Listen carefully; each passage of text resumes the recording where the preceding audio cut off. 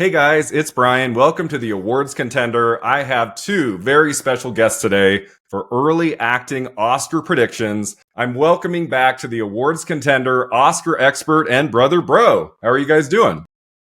Hello, thank you for having us. We're both doing good, if I may speak on our behalf. You may not speak on my behalf, but I am also doing good. Yeah, so we did this video a year ago, guys. Kind of as October begins, in the acting categories, how are we feeling? I have to say, you guys, I was more confident a year ago than I am right now. There's a few contenders I'm feeling very good about, but three of the four acting categories could go a number of ways. How are you guys feeling right now? I think that I'm poised to go 3 out of 5 in quite a few of these, and Okay. horrifyingly, maybe even a 2. I don't think a 2 out of 5 is possible. It's It's possible. probably possible. Oh my god. You have to remember that some years they start nominating and then they're completely different. Especially in the supporting categories, those really start to shake up. But right now I'm going mostly off of what's in Best Picture, what am I confident is actually in a Best Picture movie, putting that in, and then the problem is a category like Best Actress actually doesn't have a lot of contenders in Best Picture films, so let's get into it, I guess. Yeah, so as we did a year ago, we are starting today with Best Actress. I think the three of us can agree Jessie Buckley for Hamnet is on top, right? And she's just gonna win. I don't see any way around it. It's not going to be The only person who could maybe win who's not her, I think, is Cynthia Erivo. And the only reason I would say that is because we haven't seen the movie. I don't feel confident that would win an Oscar for her because it's probably going to be similar to the first film. And we know how that did. So, I mean, just the performance in Hamnet is everything you need to win an Oscar and more. And Hamnet's also a really great film. I would love it to win something. And this just seems like a great category. It's the win for Hamnet if there could only be one, and that's a top 3 contender easily. It's a huge contender. What'd you think when you saw it at TIFF? Yeah, I mean, I walked out of that movie and I said, that's the performance of the year. She does everything she needs to do in that. It is a beautiful performance, so emotional in the third act. I was even if Hamnet doesn't win picture director and it doesn't do very well in terms of wins on the night, I think Buckley would be the win in actress. That's the one I feel most confident about. Any winner. Any acting win. It's I would put money on this one over anything else. Yeah, she's a previous nominee for The Lost Daughter. She's been in once. That always helps, I think, a little bit. And it's just an extraordinary film, and it deserves to win something, if not a few things. Yeah, so she gets put through the ringer, and the performances are just absolutely magical in the film, too. Easy. Yeah, I went into TIFF hearing great things about Renate Reinsve in Sentimental Value, and she is fantastic in that film. But I didn't walk away thinking, oh, she can win for that. Did you guys feel that way? Right. I agree, yeah. I was that doesn't need to win. Yeah. I thought, seeing it Cannes, I thought, okay, Sentimental Value is really an Oscar priority. Maybe it's the number 1 or 2 film to win, which, is a kind of unlikely forecast in general. I thought maybe she had a chance, but I was just waiting for something like Jessie Buckley to come along. But I think she's definitely going to get nominated. I mean, oh, for sure. Unless Sentimental Value is fake news, which I don't think it is. I think everybody, people at TIFF responded really well to it. I think some people at TIFF were not quite on the bandwagon of the response at Cannes, which was very effusive. But nonetheless, I think this is not hard to do to nominate her for this. So yeah. My thing with her in that film, Renate Reinsve, is that she is absent for a lot of chunks of the movie, so you miss her often. And I'm man, she's almost borderline supporting. I mean, you could argue that. So, I mean, I think they're going to put her in lead because there's a bunch of great female performances in the film, and probably the other two that we'll talk about go supporting. I really enjoyed her in that. I don't think she can win. I do think if there's anyone who could upset Buckley, it's Cynthia Erivo for Wicked for Good. If there is that narrative of okay, we've nominated her 2 years in a row for playing this character, maybe, but I'm not seeing it right now. We all have to check out the movie. But I still think it's Buckley. Point, why not have her in? I mean, this is the last film that we're going to mention that I think is up for Best Picture in a serious sense. So, sure, have her in. And honestly, this field is pretty thin. I'm going through my list. I don't have very many names. After this, it gets really interesting. Like, put these three in there. That's kind of the easiest thing. And then now we're in like, who the hell knows? So did you get to see Ann Lee at TIFF? Yeah, you did get to see Ann Lee. I remember your reaction. Sat in between you guys. You forgot about that? We were talking about it. No, I remember talking about it after the film. I think we all felt the same way. That it was like, it could have been. Wait, I think maybe you liked it more than me. Maybe a little. Yeah, I might have liked it a little more than you guys. I mean, I gave it an 8 out of 10. I really admired the swing of it, and I think the first half works very well. It loses me a little bit in the second half. But no matter like the flaws of the film, I thought Amanda Seyfried was really great in it. And I thought if that movie can get one big nomination, it'd be her. And then they just announced days ago that Searchlight picked it up, right? And they're going to bring it out by December. Her back in. When I heard that, I was like, Searchlight, literally, like, they don't have that much.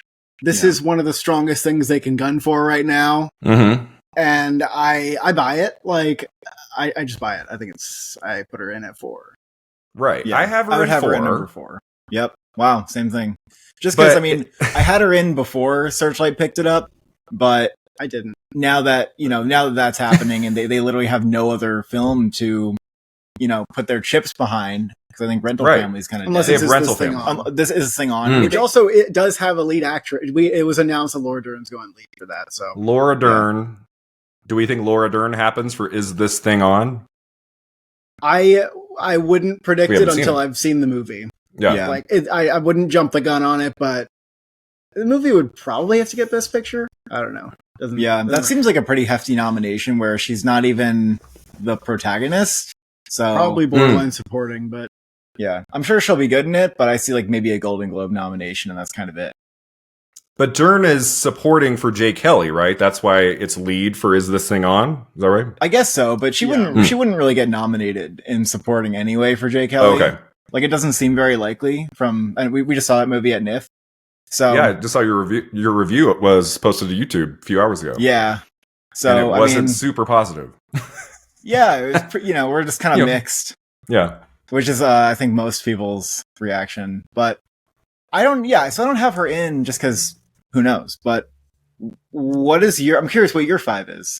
So we wait for the end of like Best Actress for me to like reveal like what my 5 okay. are. I like to keep the viewers in suspense. We're kind of nibbling on the other contenders, and I'll tell you like who the main 5 are. But yeah, I do have Seyfried at number 4, even though I'm not super confident that movie gets into picture, director. Once your movie is not really being floated in the top 2, it's like that's where it gets tricky. I just think because actress right now is not like a super stacked field of like 15 incredible contenders. That's where I think Seyfried has a good shot, even if she's in 5th place. Even though the film is like weird, I think it's way less weird than something like Blonde. And that got a nomination. Maybe she's doesn't have the benefit of playing like Marilyn Monroe, but still, I think she can get nominated for that. So another top contender I have is Rose Byrne. If I had legs, I'd kick you. Do we think that could happen? Like as the weeks go on, I'm like maybe. I still think that she may be like Nicole Kidman in Baby Girl of this year.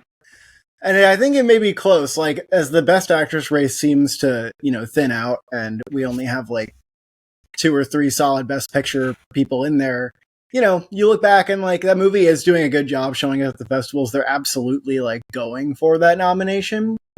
But I did feel when I saw it, like the movie's weird and possibly off-putting for Oscar voters. And Rose Byrne, as amazing as she is, I think she will get a lot of critics' attention, get a Critics' Choice nomination.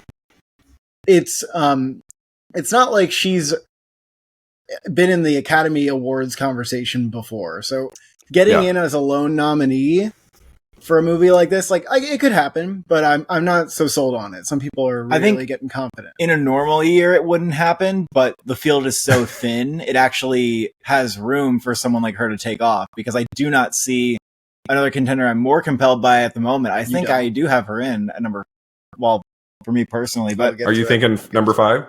Right now I have her, but I kind of agree that it's a little bit of a hope diction. At Sundance, we were all like, yeah, that's the performance that's like amazing and should get nominated, but won't. And I can't shake that feeling entirely, but it does seem like with the field being crowded, maybe. It's not one of my favorite movies of the year, guys. I was there at Sundance. I saw it. I was in the second row, and after about an hour, I had had enough. I was like, I can't watch this anymore. So I do think that's a problem for her too. It's not like it's just like an incredible movie that everybody is going nuts for as a film. Right. So there's and that. That's why it's not. It's like one of the most stressful movies I've sat through. So stressful. But on the other hand, she's in like 100% of the film, and it's like all close-ups of her, and she's amazing. Adam Sandler couldn't get nominated for Uncut Gems. I know, it's kind of like that. I mean, that was my favorite performance of 2019. We'll see about that. Also, I'm curious what you think is competitive with that. One thing about If I Had Legs, I'd Kick You is that Conan O'Brien is hosting the show again, the 98th Academy Awards, and he is in that movie with Byrne. So that would be like an interesting connection. Like he could talk about his performance and the movie at the ceremony. Yeah, I mean, some people are arguing like, hey, the industry knows her. She's been around. She has friends. Like, this is super important. And, you know, that really manifested for like Andrea Riseborough. That was kind of a different scenario. But it does matter, right? And especially if they did this like grassroots, hey, put her at number 1 on your ballot sort of deal. That's a one time. It was a one-time thing, but it's, you know, the door, the can of worms has been opened, and people are now like able to try and follow in those footsteps. Like, who's to say and like some really intense like direct to voter campaigns could work for people who have worked with Rose Byrne before. So I mean, watch out. That's what I'm saying. If Frances Fisher gets behind Rose Byrne, watch out. Right? Yeah, that's true. So I mean, I have her in contention. You know, I don't have her in 5th. I have her in like 6th or 7th. She's close though. I really wanted Julia Roberts to get another Oscar nomination, but boy, After the Hunt is fading, guys. Have you seen it yet? Oh, yeah, we watched it. Yeah, and I've heard that she's the best thing in it. Is that true? I liked her in it a lot, but I liked a lot of the supporting performance. I thought the acting was excellent. Like I didn't see her as being like, oh, she's like the saving grace and everything else is like bad around her. Okay. I thought I actually liked the movie overall, even though I have mixed feelings, but it's very not an awards film, actually. That's the kind of surprising thing about it. And I did not think her performance was like screaming Oscar nomination. Okay. I mean, it wasn't. It's subdued. Far off. It's like kind of repressed. It's like and she's really good in it, but you know, Andrew Garfield is showier than her. Like, Io Debris is bigger than her, and she's kind of like this more contained person. And there's a lot going on, but it's like all on the inside. So, After the Hunt is just such an abrasive film too. Like, it's kind of a hard film to like. You know, it's kind of like actively trying to like push your buttons a little bit sometimes. So I do not believe that is going to get nominated, actually. Yeah. I mean, like, After the Hunt is going to be like totally forgotten this season. Do we think she gets in anywhere? Like Golden Globes? Globe has enough slot. Yeah. I have her in at the Globe at 6. Okay. But remember how like if you're not happening, like Angelina Jolie in That's what I was going to say. Maria. If Jolie can't get in for Maria. For an actual like Beatty performance, you know, if the people are just not into your film, then anything can happen. You can get like -5 nominations. Like Olivia Colman got into the Globes for Empire of Light. Yeah. So they can nominate a lot. They have 12 slots. And Hugh Jackman got in the Golden Globes for The Sun. For The Sun, that's right. Oh my god. Yeah. So I think it's like that. I think it's just everyone is safe for the Golden Globe nomination. Virtually. So guys, every year I pick a film that we thought might be a big contender, and then it just comes up with nothing, and then I make a video about it called Oscar Fiasco. Is After the Hunt that video for 2025? Yeah. If you thought it was going to be a big contender, then yes. Did you guys never thought it was? I flirted with it. I had it in at the very beginning, and then I was kind of in and out at like 10 minutes, 15 for a bit. Yeah, it was the Guadagnino, Julia Roberts of it all. I thought, well, if it's good, like that could go somewhere. But Guadagnino, I guess, sometimes he hasn't had a good run at the Oscars. Yeah, like he's so unpredictable. It's like he gave people challengers, and people were like, "Oh man, this guy is just ready. Like, where is his Oscar nomination?" And then he like made Queer, and then he made After the Hunt, and it's like distant. Like every film is just you never know what you're gonna get. And sometimes all it takes for like that early buzz is just, I think this year he said something like, it's one of Julia Roberts, it's her best performance. And then that was like, got a lot of people like me buzzing about, wow, if Luca Guadagnino says that, but like, of course he likes his own movie. So I probably shouldn't have, taken that to heart. I'm seeing it in a few days. It comes out in a few days. So I'll check it out and I'll review it, but I'm not going in with high expectations. I hope I like it. Yeah, I hope you like it though. A few other contenders here. Jennifer Lawrence, Die My Love. Anything? Where is that movie? Right. They're just re-editing it. They're not letting it go to any festivals. Like what? They put out a trailer, but it's not opening good. November 7th, I think. And it's also very it's I haven't seen it, but tell me if I'm wrong. It's kind of like If I Had Legs I'd Kick You. Yeah. And it's like that. And Rose Byrne seems to be stealing the thunder here. That movie's on all the Fall Fest. I'm not gonna. I mean, I do feel like I don't really know what the release strategy is, but I could totally see it being like not really something people talk a lot about, and people on Twitter are like, "Does anyone realize Die My Love's in theaters this weekend? Like, are we not? Why are we not talking about that? It's Lynn Ramsey, and it's just something that people are just struggling to like draw attention to. Yeah, it feels like Mubi's fumbling this one. I mean, that's what it feels like right now. I'm not going to deny that there's a possibility maybe that Jennifer Lawrence comes up, but the film is so not really an awards film that I don't have her in at the moment.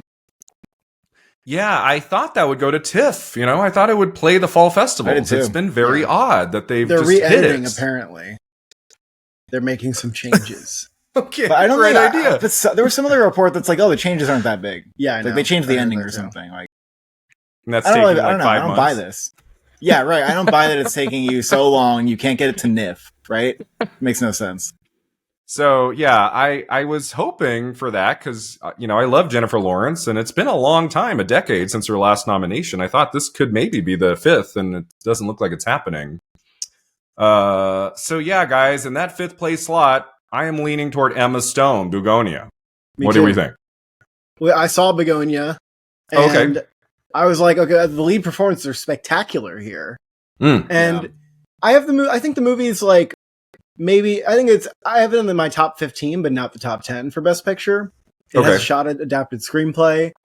And so I think it being kind of close, and then also just Emma Stone Yorgos collaboration is just kind of a known thing at this point, and she just came off of a second Oscar win.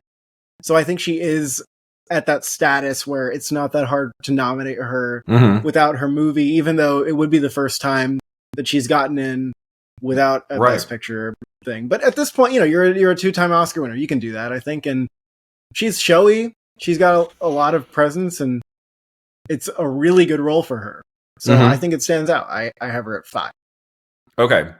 So we don't think it gets into picture, Begonia? In 10? Not quite. Quite.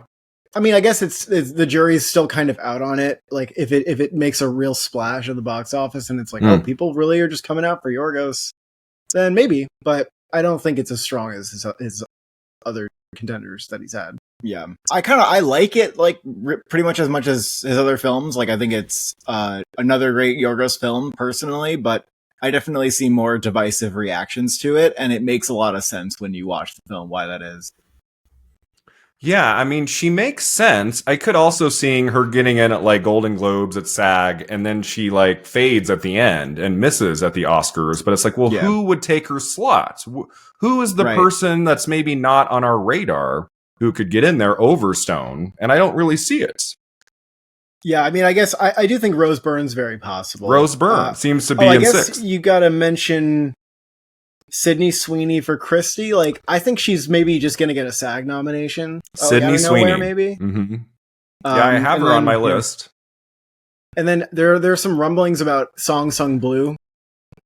And Kate Hudson goes lead. She could go lead or supporting, but apparently that role is based on a true story, where she is just like there's a lot there, allegedly. And I don't know. I am not going to predict that until I actually hear something about that damn movie. But it seems like the studios are. Yeah, but she seems like a lead, but then there are prognosticators putting her in supporting, as though the studio is like telling them that that's where they're going to campaign her. So it's not even clear if she's going lead. I mean, some people think Emma Stone's going to go supporting for Begonia. I would lean like no, but you never really know what studios are going to try. Yeah, I heard mixed things about that, and then after it premiered at Venice, everyone said, "Oh, it's a lead performance." So I thought it would be actress. But yeah, I like the Kate Hudson thing. I mean, it'd be kind of fun for her to get in 25 years after her first nomination for Almost Famous and supporting actress. I've been waiting for that. I think, like, I've always thought she's good. Like, if she got like the right project with a good director, like she could be back at the Oscars. But it would be weird, like a movie that's opening in December that nobody has seen yet, like no trailer yet. It's early October. Probably like there's a trailer. There's a trailer. Oh, there is a trailer. Oh, I missed it. And I don't buy, like, I watched it, okay, I dismiss this as a late movie, year movie that doesn't do anything at the awards. Okay. Like, it doesn't look that good. Like, it looks fine. I don't understand. It looks mid. I think that's the problem, is it's going to be like a whatever movie that people don't take a Golden seriously. Globe nominee. Yeah, maybe. But, else? I mean, man, as far as like what contenders are we missing? I mean, there's June Squibb and Eleanor the Great. That's kind of, I don't really believe in it. Just completely Tessa Thompson's fell off. very good in Hedda, but Hedda's not really getting an Oscar campaign. I mean, I don't see that happening. Yeah, I was mixed on Hedda at TIFF. I really wanted to love it and her in it, and she's good, but I'm just like, I don't think that's going to happen. Yeah. I mean, I honestly don't even see, like, you know, I just don't see anything else unless they put one of the One Battle actresses in. That was lead. the last person on my list. Yeah, Chase Infinity, right? Said, like, will they put Chase Infinity in lead? Like, will they do that? Absurd if they did that. Like, that makes sense, though, that they would be from a strategic standpoint.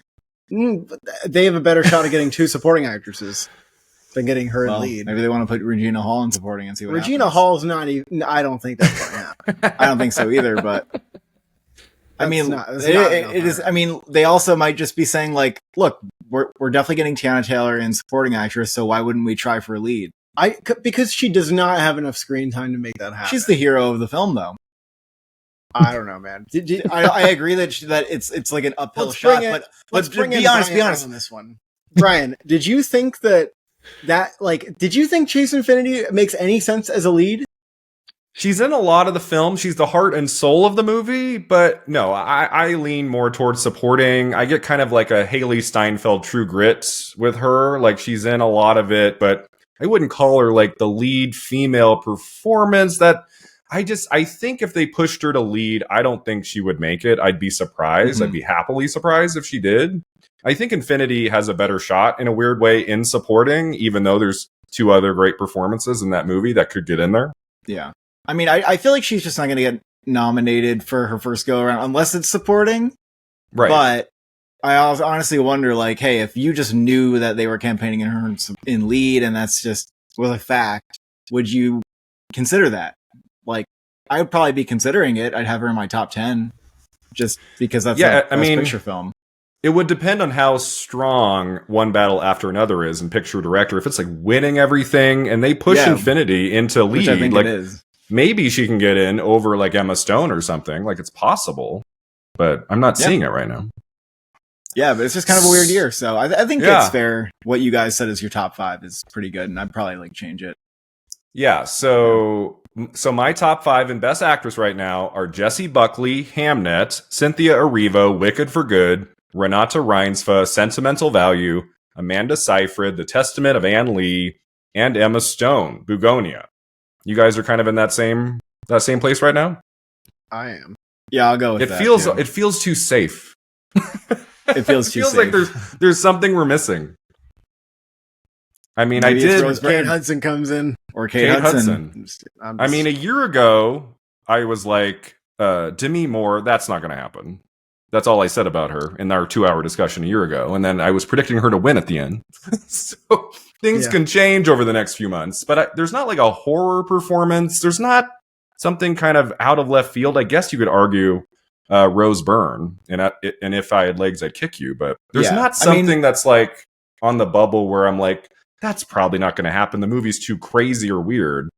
I mean, that'd be like a Jennifer Lawrence time I love, but okay. Long Day's Journey into Night Blitz campaign right at the end of the year. Sony Pictures Classics goes hard. Jessica Lange. Let's see her win. I want her to win. No one has it. Oh, no one has it. Yeah. So Pola Blue Sky, where she shot that film in 1990. She won Best Actress at the Oscars for that film in 1995. 5 years later. So maybe it can still happen for Jessica Lange. 2029 Oscars. 2029. All right, guys. Moving on to Best Actor. So I have, sight unseen, at the top of my list right now, Timothée Chalamet for Marty Supreme. Do you guys feel the same way? I'm feeling it. Yeah, I mean, I feel like it could be his year. I think we've seen the other contenders. Right. The only ones in Best Picture are, well, I guess the only one that I think that could win in a Best Picture movie is probably DiCaprio. And yet, I don't know, like, I think that doesn't win if Timmy is just giving an absolute powerhouse tour de force, like Oscar-friendly performance. And I think we'll just go with him. Yeah. And if Marty Supreme is the contender that we expect it will be, which I think most people are expecting that's still going to get nominated, even though no one's seen it. I mean, rumor has it they're going to put it in NIF soon. Oh, rumor has it in a few days you might see it. Monday. That's the rumor, but okay, no confirmation yet. But I do have that at number one. Now I don't know why you're throwing out Jeremy Allen White like as though he could not win. He's not going to win. I think he could. I don't think so. I mean, imagine if Springsteen is in Best Picture. I know it's like a little bit of a question mark whether that film's actually in Best Picture, but why couldn't that win if it was? Because the only music biopic performance that won is Rami Malek, and he was like going nuts. Okay, so of all the music biopic films, we only have to go back to Bohemian Rhapsody. He was going way more nuts. People say that Jeremy Allen White's hardly doing an impression. Sounds like a good choice from his part, but it's not like, oh, he's a completely different person. I hear absolutely rave reactions about him in that film. Really? Well, some people aren't even predicting him anymore. It's crazy, isn't it? And he's seen. So the you movie. Guys haven't seen it yet? You haven't seen Springsteen? No. Okay. I missed it. I missed my next. Yeah, I've heard good things about the movie, not great things. I've heard he gives kind of a subtle performance, that he's strong. It's not like a crazy physical transformation. I still think he's probably in the top 5 based on enough positive word of mouth about the movie.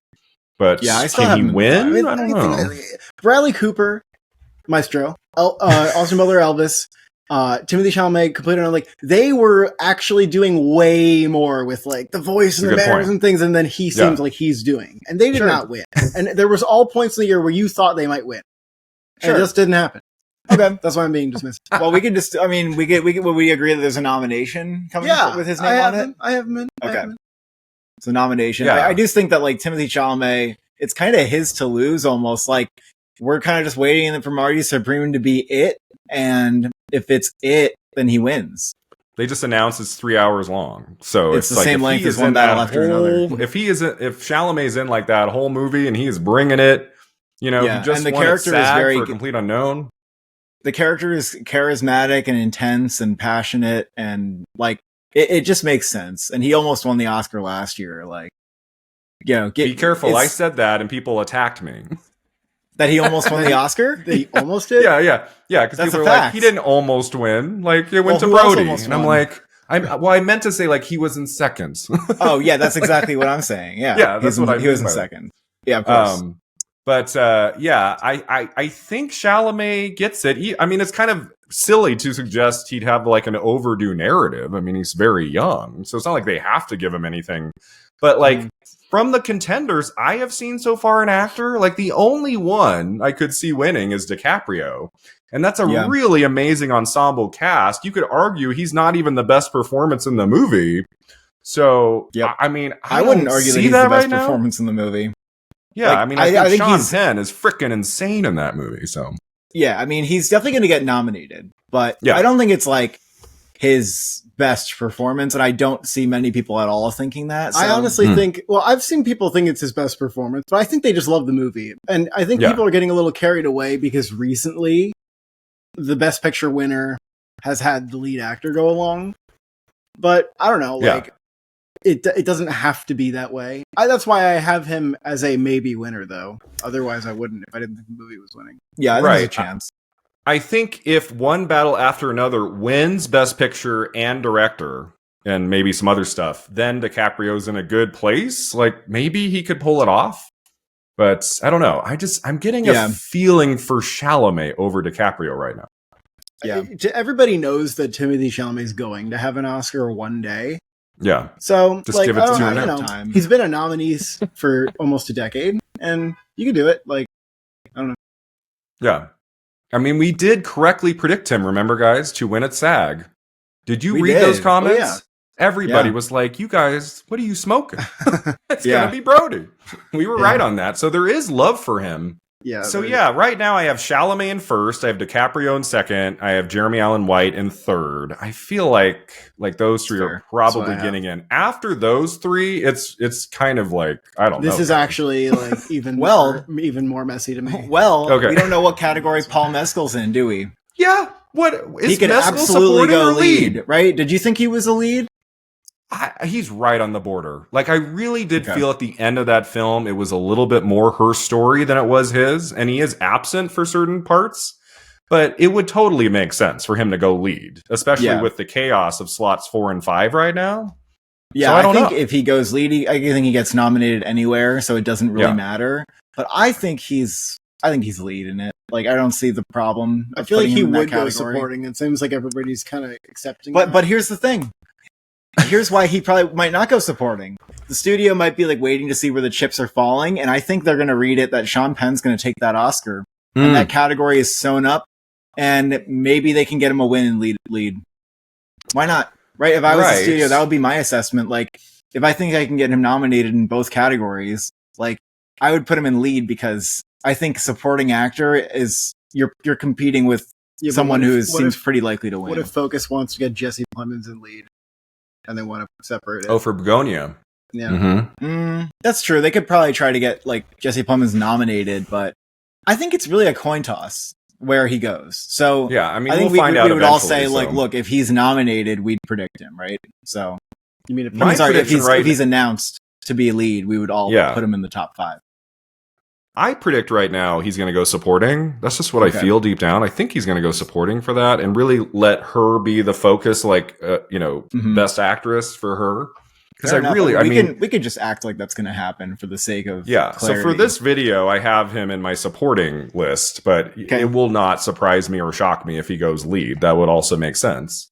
So you guys just reviewed Jay Kelly. Is George Clooney going to get in to Best Actor at the Oscars for that? If the movie gets in, I mean, maybe even if the movie doesn't get in, he can get in for that.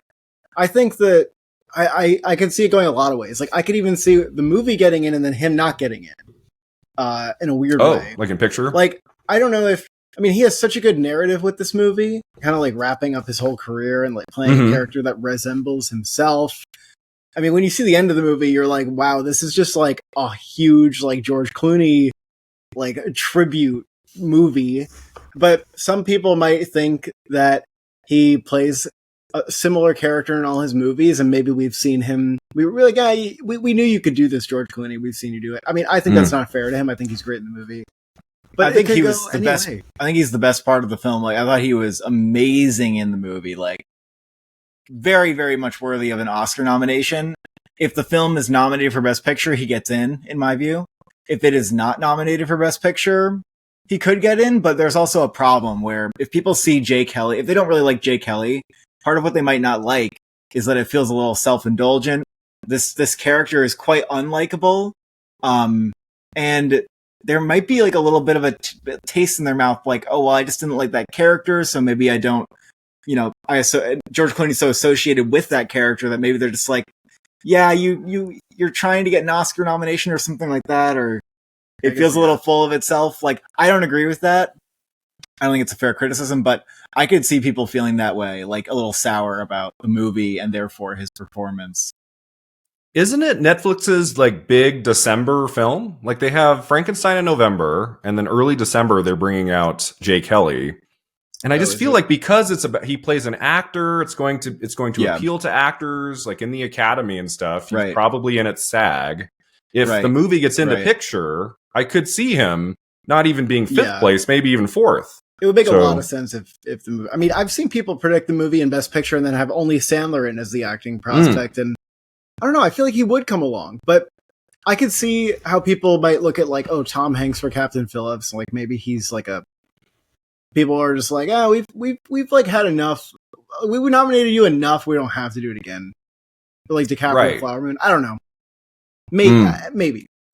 I don't know what to do with the movie enough though, so I don't quite have him in, but I'm very teetering on it. Because his last acting Oscar nomination was The Descendants, right? 2011? Yeah. Like, it's been a while. Yeah. So I have him in right now. I still need to see it. Hopefully I get to see it before December. I hope I can watch it before then. But so I think he has a shot. I still haven't seen, I'm like hours away right now from seeing Anemone. Daniel Day-Lewis, do we think that's happening? I'm not feeling so hot on it. That's a tough one. It's a tough one because that film is not like it's a slow, kind of artsy, meditative film where he is like the standout, but the film around him is a little bit of like a tough sit. Like it's kind of dull actually. And I thought the writing was really lacking something. There was a lack of story, and he's great in it. And there are like 4 monologues where he just absolutely eats them up, and you could feel like the audience just like sinking into the film, like in those moments. And it feels like it's enough for a nomination, but because the film is so kind of out there, it's not clear to me that he would get nominated. But I think he could. I wouldn't write it off like that.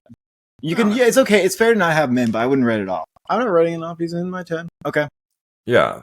I mean, he doesn't get nominated for everything. If you go back and look at his filmography, there are it's like certain years where he's in like a big drama Oscar baity film at the end of the year, like The Boxer, and then he doesn't get in. So it's not like to say like they just nominate him if he shows up. But I'll be checking that out soon. I'll have some more thoughts on that. Dwayne Johnson, The Smashing Machine. I just don't think the movie's strong enough. I don't think I don't see it. Like there's a narrative there. A lot of people are like, "Oh, that's easily getting in," like, and they can't see it another way because it's just like so obviously like him trying to get an Oscar nomination with the makeup and playing a real person and like kind of transforming. But it's not like I don't know. I mean, I guess I can see that. Like, I can definitely see him getting a SAG, and I think he's very good, but he's not like great in it. And so, what I think is going to happen is he will get potentially Critics' Choice, Golden Globe, and SAG. Because it's the kind of performance is very baity. It's very obvious. And the Academy Awards and BAFTA won't nominate him. That's kind of where my head's at right now. And the reason I say no is because they're like, oh, well, it's your first time around. Try again next time, man. Like maybe, it's not like so easy. You just put on some makeup and join a Safdie film. He's not like insane in it. Yeah, he's not like insanely good. Yeah. I think there's a little bit like, there's a lot of, I'm really excited about this film, but then there's some kind of skepticism, like, well, you haven't been in indie films, but this is your first one, so we're kind of like watching you to see if you're actually a good actor, which is not like the best place to be in. So I don't have that in, but I do think it's going to pick up some nominations, and it might surprise people, like critics don't do it, and then suddenly Golden Globe, Critics' Choice, SAG, and then it's like, damn, is this film doing really well? But I think it comes up short of the Oscar. Yeah, I mean, I would have him in the second 5 for sure. He's a contender. I just think at the end of the day, at the Oscars, I don't think he's going to make it. I just don't think the movie's very good. What's my reading of it? So and the movie's not. Yeah, right. If the movie was better, I also think coming out in October, like it will fade a little bit for people by the time the Oscar nominations come out. Yeah. Jesse Plemons' Bugonia. Like if Emma Stone gets in, does he get it like the 5th place slot? Probably not actor? Without Best Picture, but incredibly deserving. Yeah, he's amazing in it. He's actually he was the standout to me. Like if I were to nominate Begonia for anything, I would nominate it for lead actor for Jesse Plemons. And maybe I could only have Emma Stone in and not him because it's a weaker field. And because she's Emma Stone. Maybe because she's Emma Stone. But like this is clearly his best work, and he's been nominated before. Yep. So it is definitely possible, and he's in my top 10. I mean, I'm kind of flirting with putting him in, honestly. It just doesn't feel like the kind of role that would get nominated. I mean, for Begonia, right, but for Begonia to get 2 lead actor nominations is kind of a lot. He's playing like a conspiracy theorist, like kind of like jittery, like mad. Yeah, he's person. very like unhinged. It's just not the kind of performance that gets nominated without a movie. But it's expressive. It's not subdued. So there's that. Yeah, but it's not like, I don't know. I don't quite see it, even though I want it. Yeah, I don't see the Oscar nomination as much.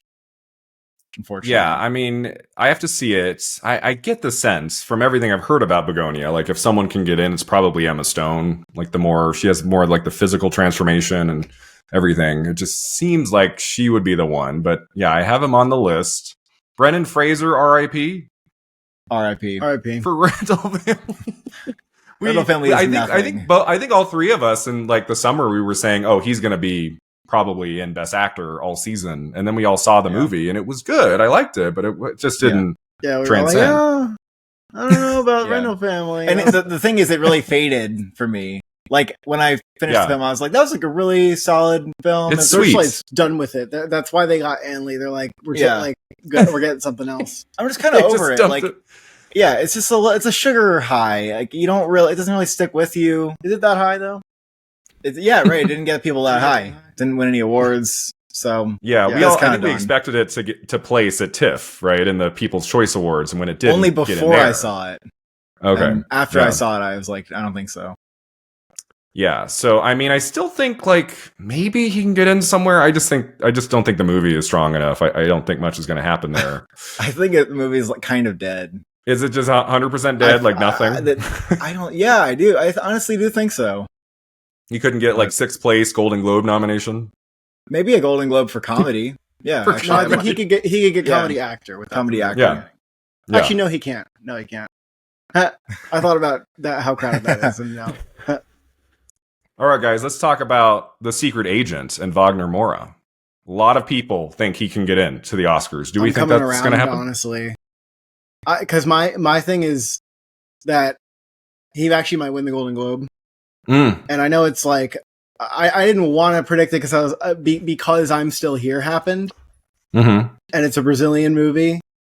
But I look at that field and I'm like, if DiCaprio is comedy, then you have like Jeremy Allen White, Wagner Moura are like the top contenders, or like okay, maybe like Dwayne Johnson, Daniel Day. Like I feel like the top two to win are going to be Wagner Moura and Jeremy Allen White, and considering the Golden Globes love these like international films. Yeah, I feel like he would win. There could be a deja vu moment, and he already was in the conversation. I could see him getting nominated off that. Yeah, and I think it's definitely possible. Yeah, he won Best Actor at Cannes, and now I'm gonna watch the movie again.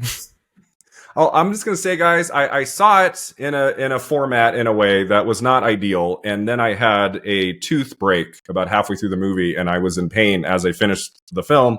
So I am going to watch it again to give it like my full attention. I want to see it on a big screen. From the experience I had with it, it wasn't really popping for me in terms of his performance, in terms of the movie overall. But I want to give it a second chance. Yeah, I'm in the same boat. Like I saw it at Cannes, and I just felt like I didn't really get on the film's wavelength. But I'm gonna try it again, and I've also watched Kleber Mendonça Filho's films so that I can get more on the wavelength of his style. And so now I think I'll like definitely be there and like present and like the movie more. So I'm excited for that. I'm seeing it at a screening in like a week about. Oh, good. So okay. I'll have like a little bit more evolved of an opinion on it. But I definitely think it's a film that, you know, some critics are really going to love it. And I think Brazilians would love it. There's no reason to think otherwise. And it will do very well with critics groups getting that nomination, especially. But some people might be surprised thinking it's like an Oscar-y film for like the sort of slow burn that it is. But, you know, I don't think it's going to deter the Golden Globes, for example, from doing something like giving him an acting prize. So I'm flirting with that in my 5 too. Do you think that like I'm Still Here got into picture? Surprisingly, do we think The Secret Agent could slip in there, like in the 9th or 10th place slot? It gets into picture. I mean, I think that would help him. It would definitely help him. I think it's a long shot, but I won't say I won't count it out. But I just think it's a long shot. But I think I have people sometimes telling me to watch out for The Secret Agent. I'm like, I do see that some people love the movie, but I just see a lot of people who are a little more lukewarm on it, and maybe, I don't know. I haven't seen it. You haven't seen it yet. Yeah. I want to see it on the big screen. No distractions. Like, I need a better experience to give it my full attention. But I think that's a good point. He could win the Golden Globe for drama. And then that would set up like a whole new, path for him all the way to the Oscars. I could see that happening. And I feel like there's going to be like an international performance, right? I just feel like someone's going to get in there. I mean, my choice right now, guys, would be Lee Byung-hun for No Other Choice. He's freaking great in that movie. That'd be awesome. I know. I think critics How do we make that happen? I think critics will try to make it happen. But I mean, No Other Choice in general, like, I'm asking myself, how can we make this movie happen? Comedy Globe, right? The Globes have to go crazy. I think the Globes could nominate it in many categories, and that would be like the gateway in. And I don't know if Lee Byung-hun would get a nomination from it, but I don't know. What do you think? He's so great. I love the movie. Yeah, he's really good. I'm really happy to see him get nominated. But I was like, even if the movie gets picture, I could see it being left out of acting categories. Like, yeah, that's how I feel about it. But I think he's in the 10 for me, and I think I have him for a Comedy Globe nomination. That's it right now. Yeah, that would be comedy. I think a couple of critics groups could try to give it to him. Yeah, Park Chan-wook has to be nominated, right? At the Oscars, he's never been nominated. Like, he's got to get in for this one, right? I hope he does. Like, come on! I'm really sad to say that I don't know. You're doubtful? Definitely doubtful. Yeah. I don't know. People just aren't sold on that happening right now. And I don't know. Is it the humor of it? It's very funny. Like, that could hurt it in the long run, that's really a funny film? I think the trouble is that there's just a lot of neon films.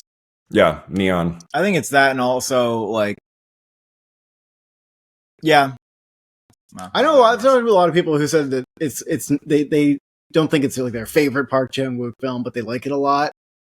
And I kind of hoping to hear more people be like, "Oh yeah, that was like the best movie of the year." Like, wow. I think the bar for international films is still really high to clear, and that's kind of the problem. Where it feels like it got really good reviews, but it's maybe like right on the edge of being like enough to like transcend. It could be enough the international barrier. There's been films with as good. I feel like it's right around there, and I don't know what to do with that.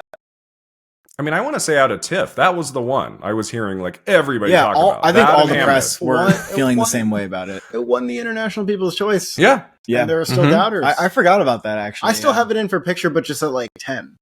Yeah. I still don't know what to do with it. I will lose my shit, man. If he gets into actor on Oscar nominations morning, that will be like my big jump up. That'll be huge. Yeah.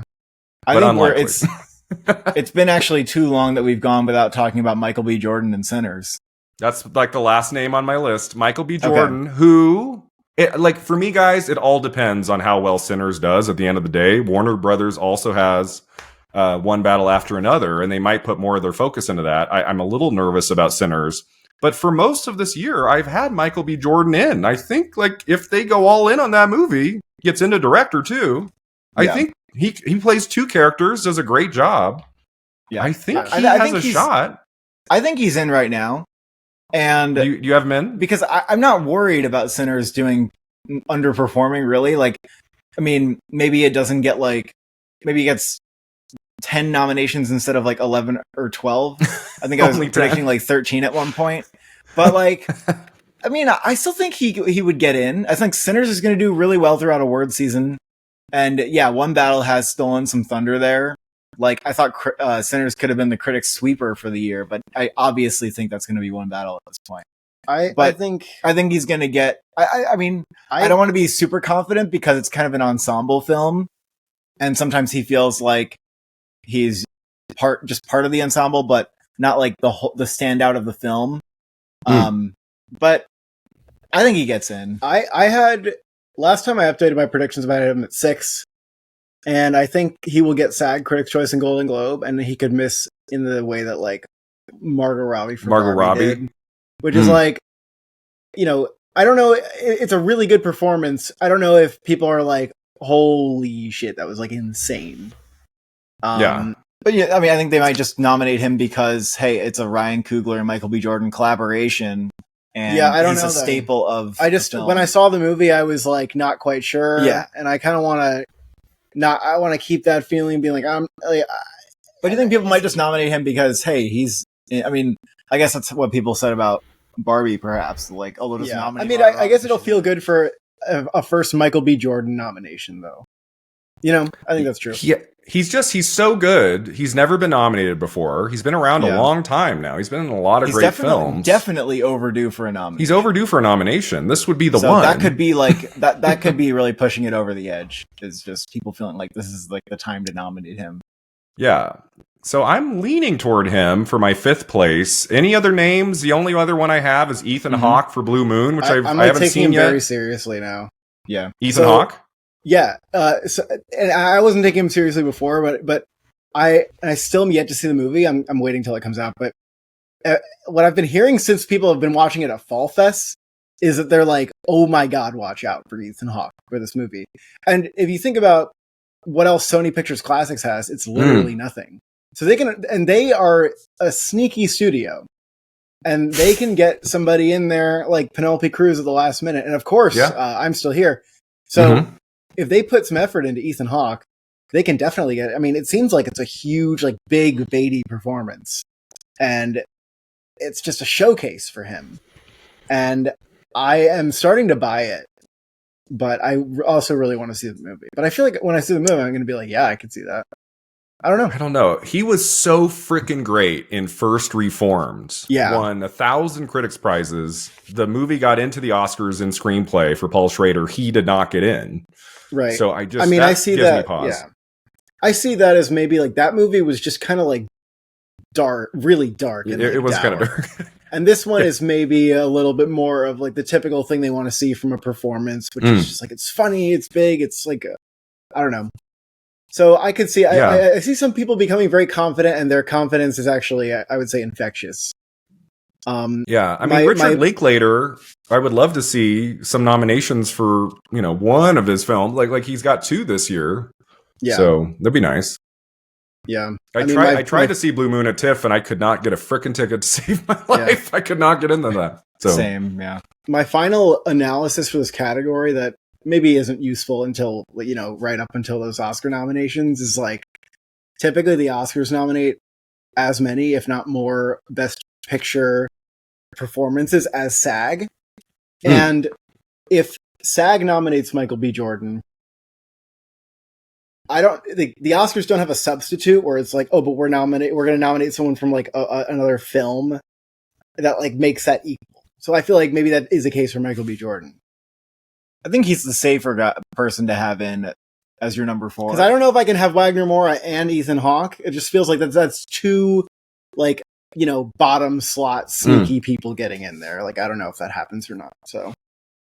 So yeah, I'm not super confident I'm going to get all 5 of these right. But as of right now in Best Actor, guys, I have Timothée Chalamet, Marty Supreme, Leonardo DiCaprio, One Battle After Another, Jeremy Allen White, Springsteen, Deliver Me From Nowhere, George Clooney, Jay Kelly, and Michael B. Jordan, Sinners. That's what I have right now. So how are you guys different from that? Like, I do think Moura is close. He could. Yeah, he could I have Moura in, and then I have Jeremy Allen White, DiCaprio, Chalamet, and Ethan Hawke. I guess Michael B. Jordan at 5, and then we'll see about Ethan Hawke later. I keep watching them. Do you have Moura at 4? Kind of around there. Okay, maybe. Also, maybe Joel Edgerton is worth mentioning for Train Dreams. Train Dreams. In the event that movie has some kind of resurgence and like critics groups are supporting it a lot, but I feel that it won't make that big of a splash. It's kind of like it's just very much like an art film. But people are loving it. So I could see it getting in somewhere like cinematography or something. Yeah, I mean, if you think about it, Train Dreams is more acclaimed than the other 3 films that Netflix is trying to push for Best Picture. So it's possible that like the critics groups are not really going to care too much about Netflix's other films, and they're going to start to see Train Dreams as like a major competitor to their Best Picture slot. Good luck. And it's a kind of a harder film to sell because it's a meditative drama, but it is a period drama. I mean, it has good performances, it has good cinematography and crafts. Like, it's not like there's nothing there. All right, guys, time for Best Supporting Actress. Talk about, a crazy field where a lot can happen. They could just go for like 3 films and just nominate like 2 people from 2 different movies here. they could throw in a really fun surprise. We got some really great performances to talk about. At the top for me in supporting actress is Ariana Grande, Wicked for Good, Sight Unseen. I just feel like because there's so much chaos in the category right now, thinking about in early October, like who can win right now? Grande sticks out for me. What are you guys thinking? I agree. I mean, we almost have like a rule about, hey, if you're in Best Picture and you're a musical and you have a supporting actress contender, you better watch out that those often win the Oscar, like West Side Story, and then we had it for Emilia Perez. And the only reason Grande didn't win last year is kind of because Emilia Perez was there, right? So there's no supporting actress in a musical competing with her. So why couldn't she win again? I mean, I think it'll start like when people see the film, it'll start that whole like hype thing for her winning an Oscar again. We'll see. She was great in the first film. There's really no denying it. I have her at number 1, and I just am so skeptical still. But why are you so skeptical instead of like a little bit skeptical? Because I feel like it would just be weird to give her an acting Oscar. She's good enough. She like just got here. Here come the comments. She just got here. Yeah, but she just got her. Like a nomination. Jennifer Hudson, Dreamgirls. I know, that's the thing. Jennifer Hudson did do it, but I feel like Jennifer Hudson didn't have the same like reputation as like a superstar. Like even on American Idol, she was kind of like, oh, like you probably this don't girl know like just got to stardom, and like she's you probably don't know. She came in 7th. Oh yeah. She was in 7th place. There you go. So still an underdog. Like Ariana Grande has been like a number 1 pop star for like a long time. So you think it hurts her to be a huge pop star? In the way that like Lady Gaga did not win for things, and maybe people were like, all right, like she won. You hopped into acting, like you did a good job, we'll give you a nomination, but like well, that's the thing. Now they've had a full year to ingest it. Yeah, but it's still only role that she's had on like the big screen. I don't know. I don't know. If you're good, she's gonna have her own musical number again. Yeah, I know, but I'm just saying, like, I think she's. I get that, like, we're not like trying to call it. We're not going to be like, oh, it's definitely happening. But the case is very good. That's all. And I had to put money down. If I had to put money down right now, I would go with Grande. Like, I mean, here's the reason I would. It's kind of unprecedented, guys. The idea that we're going to have 2 people like potentially Oscar nominated 2 years in a row for the same character. I mean, that's pretty wild. I feel like one of them has to win, right? They're just going to go 4 for 4, I mean, like 0 for 4.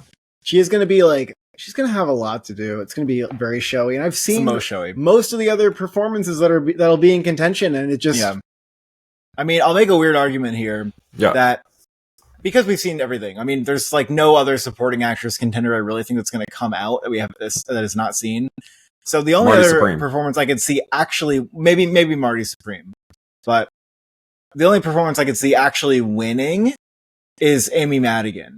And I'm not sure she gets nominated, but I do think she could win if she does. That's what. And the reason is because, I mean, who's going to be like a critic sweeper this year? Potentially Amy Madigan, and she deserves it. She was the Joker. Okay, I'm on the. Are you like? I'm on the Demi Moore substance train from a year ago right now. I do not see the Amy Madigan thing. You guys think she could get in everywhere and sweep to win? No, well that's that. I'm saying that if she is a contender, it makes more sense to like give her the win than other people that are nominated. Right. Like, okay, because it's a showy role with makeup, kind of a transformation. Yeah, and from an actress who's kind of a veteran who is having this big comeback. I actually totally take it away. I thought of another contender I think could win. What? But I would say like my case for Amy Madigan is like, yeah, Weapons is not going to get into Best Picture, but honestly, it could get a little bit close because it's not like a strictly genre film, and maybe it gets some original screenplay hype as well in addition to her performance. And you know, people have been comparing it to Rosemary's Baby in that sense. They got screenplay and it got one supporting actress. Yeah, and for Ruth Gordon. You know, I get it. Like, it's a transforming performance. Maybe that even gets makeup hype, right? So it does. If that goes along with, if that gets a makeup nomination, and she gets nominated, we really have to watch out. Like that could win. But I think it's going to win some critics awards. That's the thing. So she's going to be in the conversation. I think critics are going to have a field day. The question is, do they just straight up snub it? And like SAG is actually much more friendly with horror performances than the Oscars are. So like I think SAG will nominate her potentially, even though she's not really like a big, maybe they don't know who she is. I'm not sure. She was nominated in the past, but it was decades ago. She has not campaigned at all, though.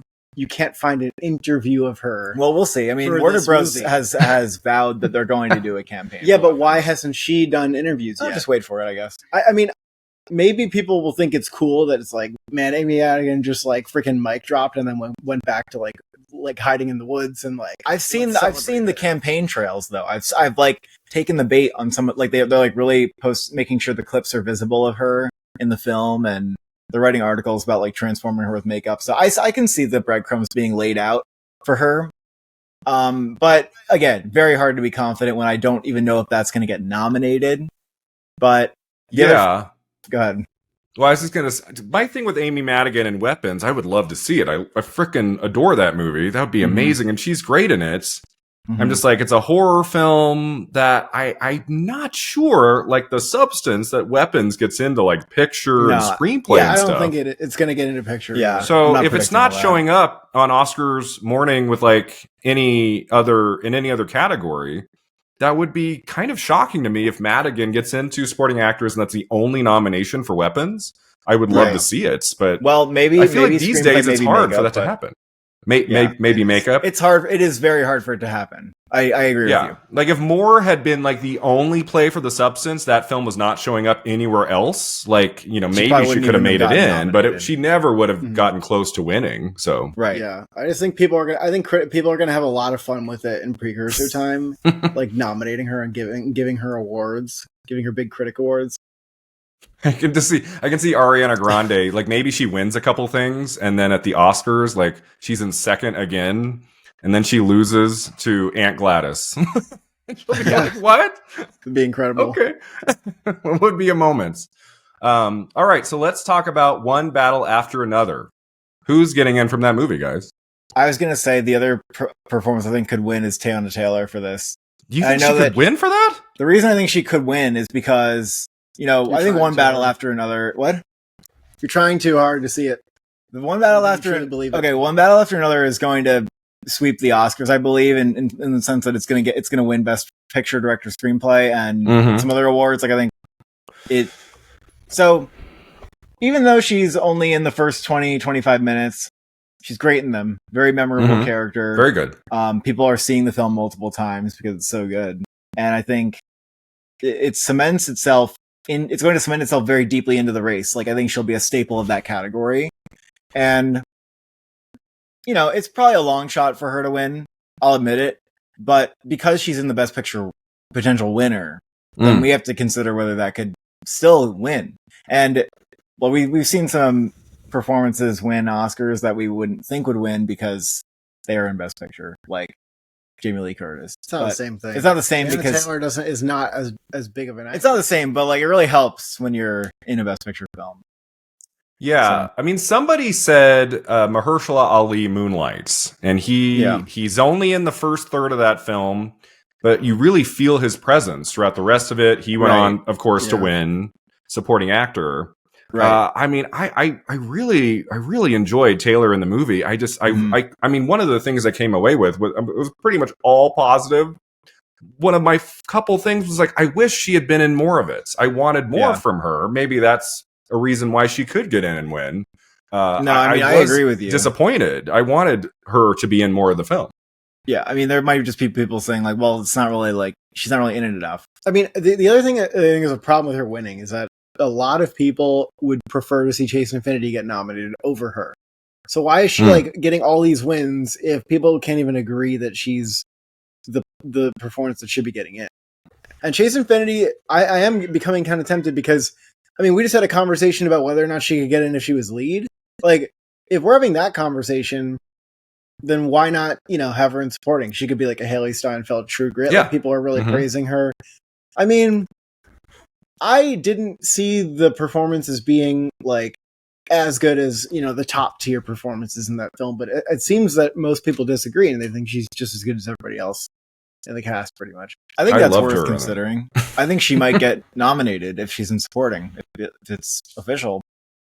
Like my feeling has been, I have thought Chase Infinity has a better shot of getting nominated at the Oscars in supporting actress than Teyana Taylor because she's not in a lot of it. But then everything I've been reading and hearing the last week is like, oh, Teyana Taylor is going to be in the top 2. Maybe she could win. And then maybe Infinity can slip in there in 5th place. And I've been kind of like, oh, okay, that's what a lot of people are saying and thinking. I mean, I'm on board with Taylor getting in, but I felt like she doesn't have like a scene in the movie. There wasn't like a moment where I was like, holy shit.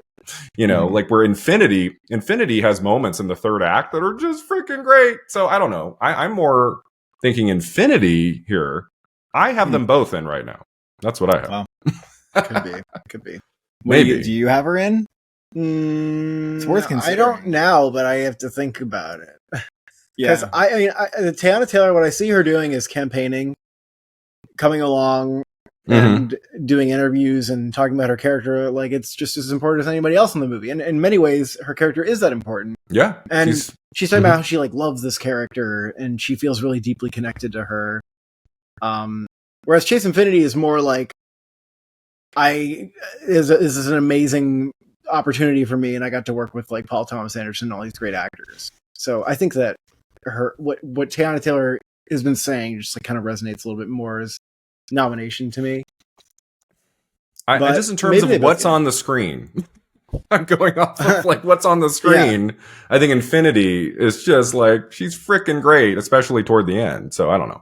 What do you think her scene is?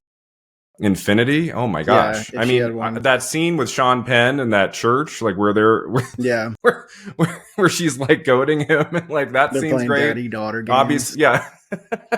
Why is your shirt so tight? Like that kind of stuff. Right. And just like, you know, the realization, like, oh my God, like, I've already been like really attacked on here for giving away too many spoilers in my review, so I won't say more than that. But just the last scene, like on the road, what happens at the end there, like she really gets a moment there. So I kind of see them both maybe getting in, but I'm also like, is One Battle After Another going to get like 14 nominations, guys? I don't know. I don't know if it's going to do that well. Maybe could in terms of they like it enough to do that. Yeah. I just don't know if like every category makes sense for it. But yeah. I mean, what about the sentimental value duo? Yeah, sentimental value. I just wanted to say one more thing, guys. Are you thinking about this at all? The movie did not open super big. One Battle After Another. Is that going to hurt it at all? Do you think that it only opened with 22 million? Or is that not a factor? It'll still be one of the highest grossing nominees. I mean, in terms of like, do Academy members need it to make back its budget to celebrate the movie if they all know about it and love it? Like, I don't think so. I mean, you know, people are like, oh, well, it's a flop, but it's like, you know, it's made more than. It's not like it's not going to be on Hollywood's radar. Yeah, like how well did Anora do last year? Because like Everything Everywhere All at Once, huge hit at the box office, wins picture, and then Oppenheimer, almost $1 billion, wins picture. Anora came out in October. It did relative to its budget. It did well as a limited release relative to its budget. Right. But One Battle passed it opening weekend. So okay. So yeah, it's just I mean, I just really hope that doesn't hinder its chances to win big at the Oscars, just because maybe it didn't quite do as well at the box office as some of us hoped it would. But I still hope it does really well. I would love to see it win an acting prize. That would be great. That could have good legs too. Yeah. Okay, so let's talk about sentimental value, which I've been going back and forth on that one. Obviously, the 2 contenders for supporting actress both give very good performances in that. Do they both get in? Does one get in? Which one? What do you guys think? I've had them both in for a while. Okay. But now that I'm thinking more about the possibility of One Battle After Another getting 2 actresses in, and just the fact that sentimental value is probably more of like a number 5 in Best Picture and not quite like a top 3. I mean, I just don't know if it's strong enough to get both of them in. But at the same time, when I watched that film, I was like, Inga Ip's daughter Lilias is so good. And most people I talk to like her more than Elle Fanning. And Elle Fanning is probably going to get nominated because she delivers with the role, better known, kind of her time. And I think Lilias won't get a SAG nomination, but maybe she'll get Critics' Choice. Hopefully I feel like Golden Globes would do it. and then maybe she'll show up with BAFTA. I don't know. I feel like she would get nominated because she's just in those key scenes. The most emotional scenes in the film have her in it, making you cry. Yeah. So I'd be really sad if she was left out. But of course, she's completely new face for the Academy. Yeah. I think it depends on how well Sentimental Value does. If it's like really close up there, it's in the top 3, it's in director, and they go for it. Like I could see Lilius getting in. I mean, I'll feel bad for Elle Fanning. Like she's really good in A Complete Unknown, and then they go with the other contender last time and Best Supporting Actress for that movie. Like if Fanning misses again, like she'll be like, "What do I have to do?" You're saying you wouldn't even consider that Elle Fanning would miss. Right? I guess I could consider the possibility of a leapfrog, but that'd be kind of bizarre. Like, what would you say, Brian, is more likely to you, Elle Fanning or Lilius? Right now, I think Fanning is more likely. I think just because she's more well-known, she's been around a long time, she's never been nominated, and she had 2 great scenes in that movie. Yeah, it's not like she just came on for a couple parts and, playing an actress, and she was okay. Like, she's got, like, an emotional scene toward the end. She's very good. So I think if they go all in on it... I think they're both going to do really well with Precursors. Yeah. And they'll both have a lot of going on, and the only problem will be if there's enough competition that, maybe getting 2 in just feels like too much of a Christmas wish list. But yeah, I'm inclined to say both right now because I just thought they were just such standouts. So if we want to make this easy, guys, do we just say the final 5 at the Oscars? Supporting actress: Grande, Taylor, Infinity, Lilius, and Fanning. Brian, you know Oscar history well. I don't know the answer to this. When's the last time that 2 movies occupied 2 slots? Oh man, for acting, has that happened? I don't know. Ask Cody Derricks. He knows more of that stuff than I do. But my frequent collaborator, I can't think of one off the top of my head. Like it's pretty rare to have like 2 nominees from the same movie just having it happen once in an acting category. To happen twice. I mean, maybe it's happened before. I can't say that it's going to happen. That's not going to happen. And now I'm like, okay, One Battle is so strong that it could get 2 actors in. I would still be inclined maybe to say Chase Infinity is not in my 5, but I'm totally fine for the sake of this video. Like if we were to mash them together, we could put all 5 of them. I have Chase Infinity getting Critics' Choice and BAFTA. Or maybe from Sentimental Value, it's just Fanning, and then they also throw in Regina Hall from One Battle. They pull a Godfather. They do the Godfather and supporting actor. They that do would be 3. Insane. That made me mad. Yeah, it actually is a tough category because I was kind of comfortable with Chase Infinity not in my top 5, but I totally get what you're saying. I do do you feel think like anybody else? I do feel like, guys, in this long video, we should say a couple words about Regina Hall in One Battle. She's fantastic in that film. I really loved her performance. It's very subtle. There's one character I wanted more of. It was her, though. I think. Oh, yeah. I mean, she's kind of sprinkled throughout the entire movie, which I liked. Right. She's got a scene here and then a scene there. And that scene in the bathroom with Infinity, like, she's great. Like, the way that's really shot and her performance. Yeah. So I do feel like we should mention her because I don't know if she'll show up anywhere, but she's great. Yeah. Yeah, I agree. Okay, so moving on to a few other titles here. Sinners. Do we think Sinners has a shot in supporting actress for either Wonmi Mosaku or Haley Steinfeld? Probably not. I think probably not. We'll see. But I think they're both long shots, Haley Steinfeld and Wonmi Mosaku. Yeah. I mean, Mosaku, I feel like, would have the better shot. She has a really memorable performance in that. But it's going to be I feel like that would be 8th place, 9th place kind of a thing. I don't see that making it in. She didn't have a scene that completely sold me on that. Yeah. Emily Blunt, the Smashing Machine. I think the only shot she has is if Dwayne Johnson gets into actor. That's probably the only way. Coattail. I mean, some would argue that she could be like the lone nominee, but I feel like people have cooled on the Emily Blunt Smashing Machine thing. People were really hot on it, and now they're like, we don't like a lot of complaints about the character being a little shallow. Like, I don't know. I could see her coming up with a SAG nomination. SAG Golden Globe is possible. Maybe even Critics' Choice. I mean, SAG. Again, but I feel like she'll come up short in my 10, but I don't think she's going to get nominated. In this category, you got to go with There's another one where Marty Supreme, I've heard muted. I've heard some things about Odessa Azion. that she could maybe be the play. But then you have Gwyneth Paltrow in the film. I'm inclined to have, I don't know, I've just heard like just a little more buzz about Odessa Zion, and I have her like just above Gwyneth Paltrow. From people who have seen it? I like don't know where exactly, but maybe yes. It might be like people who have heard from other people. Yeah, or like the studios told somebody something and they... Yeah, like I don't really know. I have really Gwyneth Paltrow. I'm like flirting with Gwyneth Paltrow in 5th place based on like if Marty Supreme gets into picture, maybe director, like Chalamet's winning actor, and she's great. She's maybe just in a few scenes, but Paltrow's bringing it. Like she's a previous Oscar winner.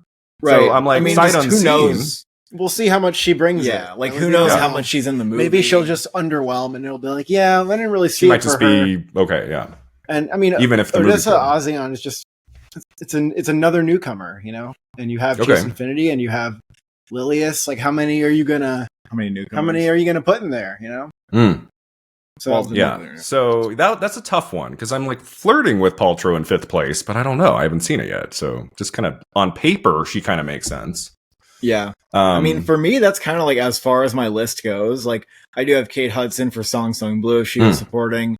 There's Jennifer Lopez for Kiss of the Spider Woman, which I know you're pretty hot on that one. Let's mention Jennifer Lopez, Kiss of the Spider Woman, which, I mean, I made a video out of Sundance. I said, she's Oscar worthy. She's great. I really enjoyed her performance in that.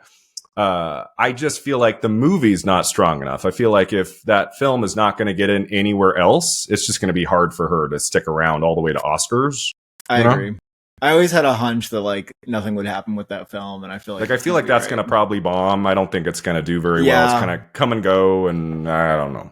Yeah, I don't know. Yeah, but I mean, it's like a surprise nomination somewhere. It's hard. Like she's tough, man, because I she's done really good work throughout the years, and she's like flirted with like maybe a nomination here and there.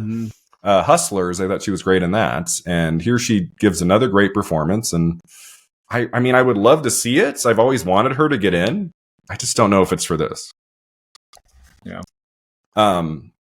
So you guys are 100% zero, not happening. Glenn Close, Wake Up Dead Man. No. I'm surprised that her name is still in the conversation at all. Really? She's got that one great scene at the end. Yeah, but I don't know. Was it like I need to nominate that? Yeah, I mean, just because those films do not get their actors in ever, it hasn't happened yet.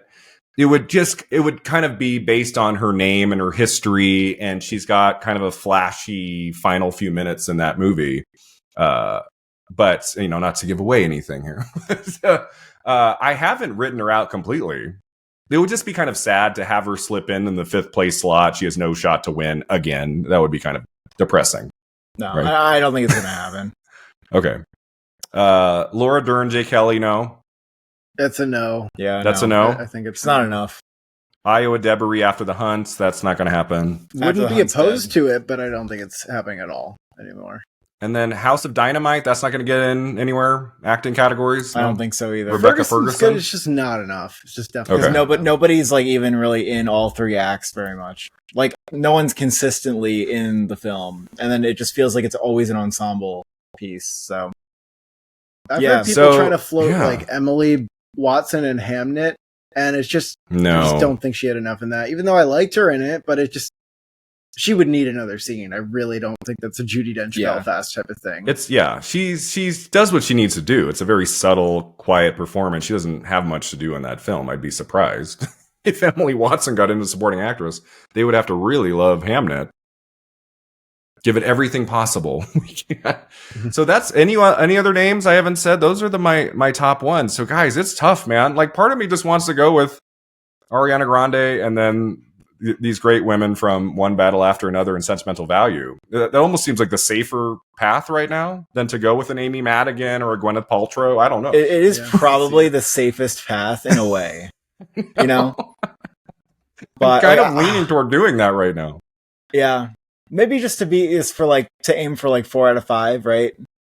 Right. I just think I'm probably not going to get all of them, we're not going to get all of them. Because there's probably going to be a surprise here. There's going to be something that we're going to look back on in a few months, be like, oh, okay, that's what was, that we just don't know yet. Yeah. So yeah. Or so maybe right it's now, like, those sentimental value women just really canceled each other out. That was kind of weird. Like, they just don't get nominated either. I mean, look, remember like when Spotlight started getting supporting nominations and Michael Keaton and Mark Ruffalo couldn't get nominated for their life? You know what? And then only Mark Ruffalo got in. And Belfast, SAG does that all the time, where SAG snubs everybody. Oh, Poor Things too. Listen, sentimental value. Do you understand that sentimental value could have a day on SAG where only Stellan Skarsgård gets nominated? Why? Because it's an international film. Yeah, they don't really go for those. You're kind of right. Yeah, Elle Fanning. You don't think they wouldn't go for Elle Fanning? I think they would, but I just think there's a world. Like, remember The Master got 1 nomination at SAG, and The Brutalist also got 1 nomination at SAG. Yeah.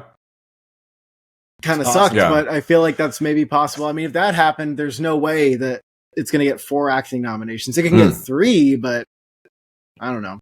Yeah. That's a scary prospect. So yeah, I mean, I'm a little torn here, guys. Part of me wants to just go with Madigan. Like am I hope dicting Lilius? Like,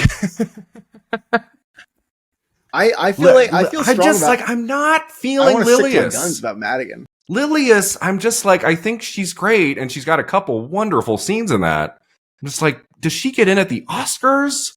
Remember like Marina de Tavira for Roma? But the thing is that was a top 2 movie. Yeah. And now that sentimental value is not that big. Like, yeah. It makes me really nervous about Lilius now. Oh, I'd be kind of nervous about both of them because they could both be like not guaranteed. Like both of them are not really possible to win, I would say. So they could both suffer. And then it'd be very ambiguous. Like they could do a sort of flip-flopping depending on like the group that's nominating. All right. I've decided what I'm going to do. I just completely dismissed Demi Moore at this time last year. Okay. So this is what I'm going to do. Demi Moore trauma. There's a lot of drama with her. So for me right now in early October, Best Supporting Actress at the Oscars, I'm going with Ariana Grande, Wicked for Good, Chase Infinity, and Teyana Taylor, One Battle After Another, Elle Fanning for Sentimental Value, and Amy Madigan, Weapons. Wow. That's what I'm going to go with right now. What about you? What do you guys think? I'm getting spooked about Lilius now. I think I'm going to stick to what I had, just so I don't get like... I think I'm going to stick to what I had like going in. Okay. That I will have no Chase Infinity. And have Lilius in there. And Madigan. But I do not feel good about that. At number 5. Okay. I might swap her for Infinity. So in my 5th place slot right now, guys, I had Gwyneth Paltrow, Marty Supreme, but you talked me out of it. You know, it's just one of those things where you don't know. I'm not going to be happy. Yeah, like you just don't know right now. That's the problem. I mean, I'm looking. Could she? I mean, sure, but also Odessa Zion could get in. Like, could be someone else from that same film. You know, maybe if you wait to publish this review until like Tuesday, maybe you'll have a hint if it premieres at NIF. So, I am putting this up Tuesday morning. That Chase Infinity is getting nominated and not Teyana Taylor. What? There are a lot of people who think Chase Infinity is getting nominated and not Teyana Taylor. I wouldn't be so convinced about that. It's so bizarre. I don't know what the... Wait, does Matt Neglia think that? Yes. Oh. I could You're convinced about that, too. I could see on Oscar nominations morning, Infinity gets in and Taylor does not, just because she's not in a ton of the film, but her presence really does hang over the whole movie. She's a part of the ending. So, and Taylor, I mean, she's so great in 1001. She's so talented. And that's the thing. I wonder if we're in a bubble of people who have seen 1001. Like, I'm like, oh, well, she's been amazing before. Now it's her time. Like, whereas everyone else, have they seen that movie? You know? I just think One Battle After Another is stronger right now than Sentimental Value. I think One Battle would get the 2 nominations, not Sentimental Value. Yeah. See, like, that's tricky. a really good argument. Like, I definitely can't oppose that with facts and logic. We're going to be wrong, guys, in some of these. We're going to be wrong. I'm going to have to sit and think about this. I'm going to go with what you said. I'm going to go with what I had before. I'm going to keep the sentimental value actresses in. We're going to go with Teyana Taylor. We're going to go with Amy Madigan. Okay, so we're all predicting Madigan? Oh boy. Well, wait! I converted you. Wow. Oh yeah, because you were doing it because of the. I had Madigan around 6th place. I was thinking about her, My concern is, what if Weapons just all season long does not show up in any other category? Like, you're telling me Madigan's will always just gonna be a possible snub, even if she gets it everywhere else. Her one Oscar nomination from 40 years ago, she's the only nominee for that movie. I think that's in supporting actress. So it could repeat for her. It's such a big, flashy performance. That movie's great. It did very well at the box office. Everybody really enjoys that film. Yeah. It would be a cool. She disappeared.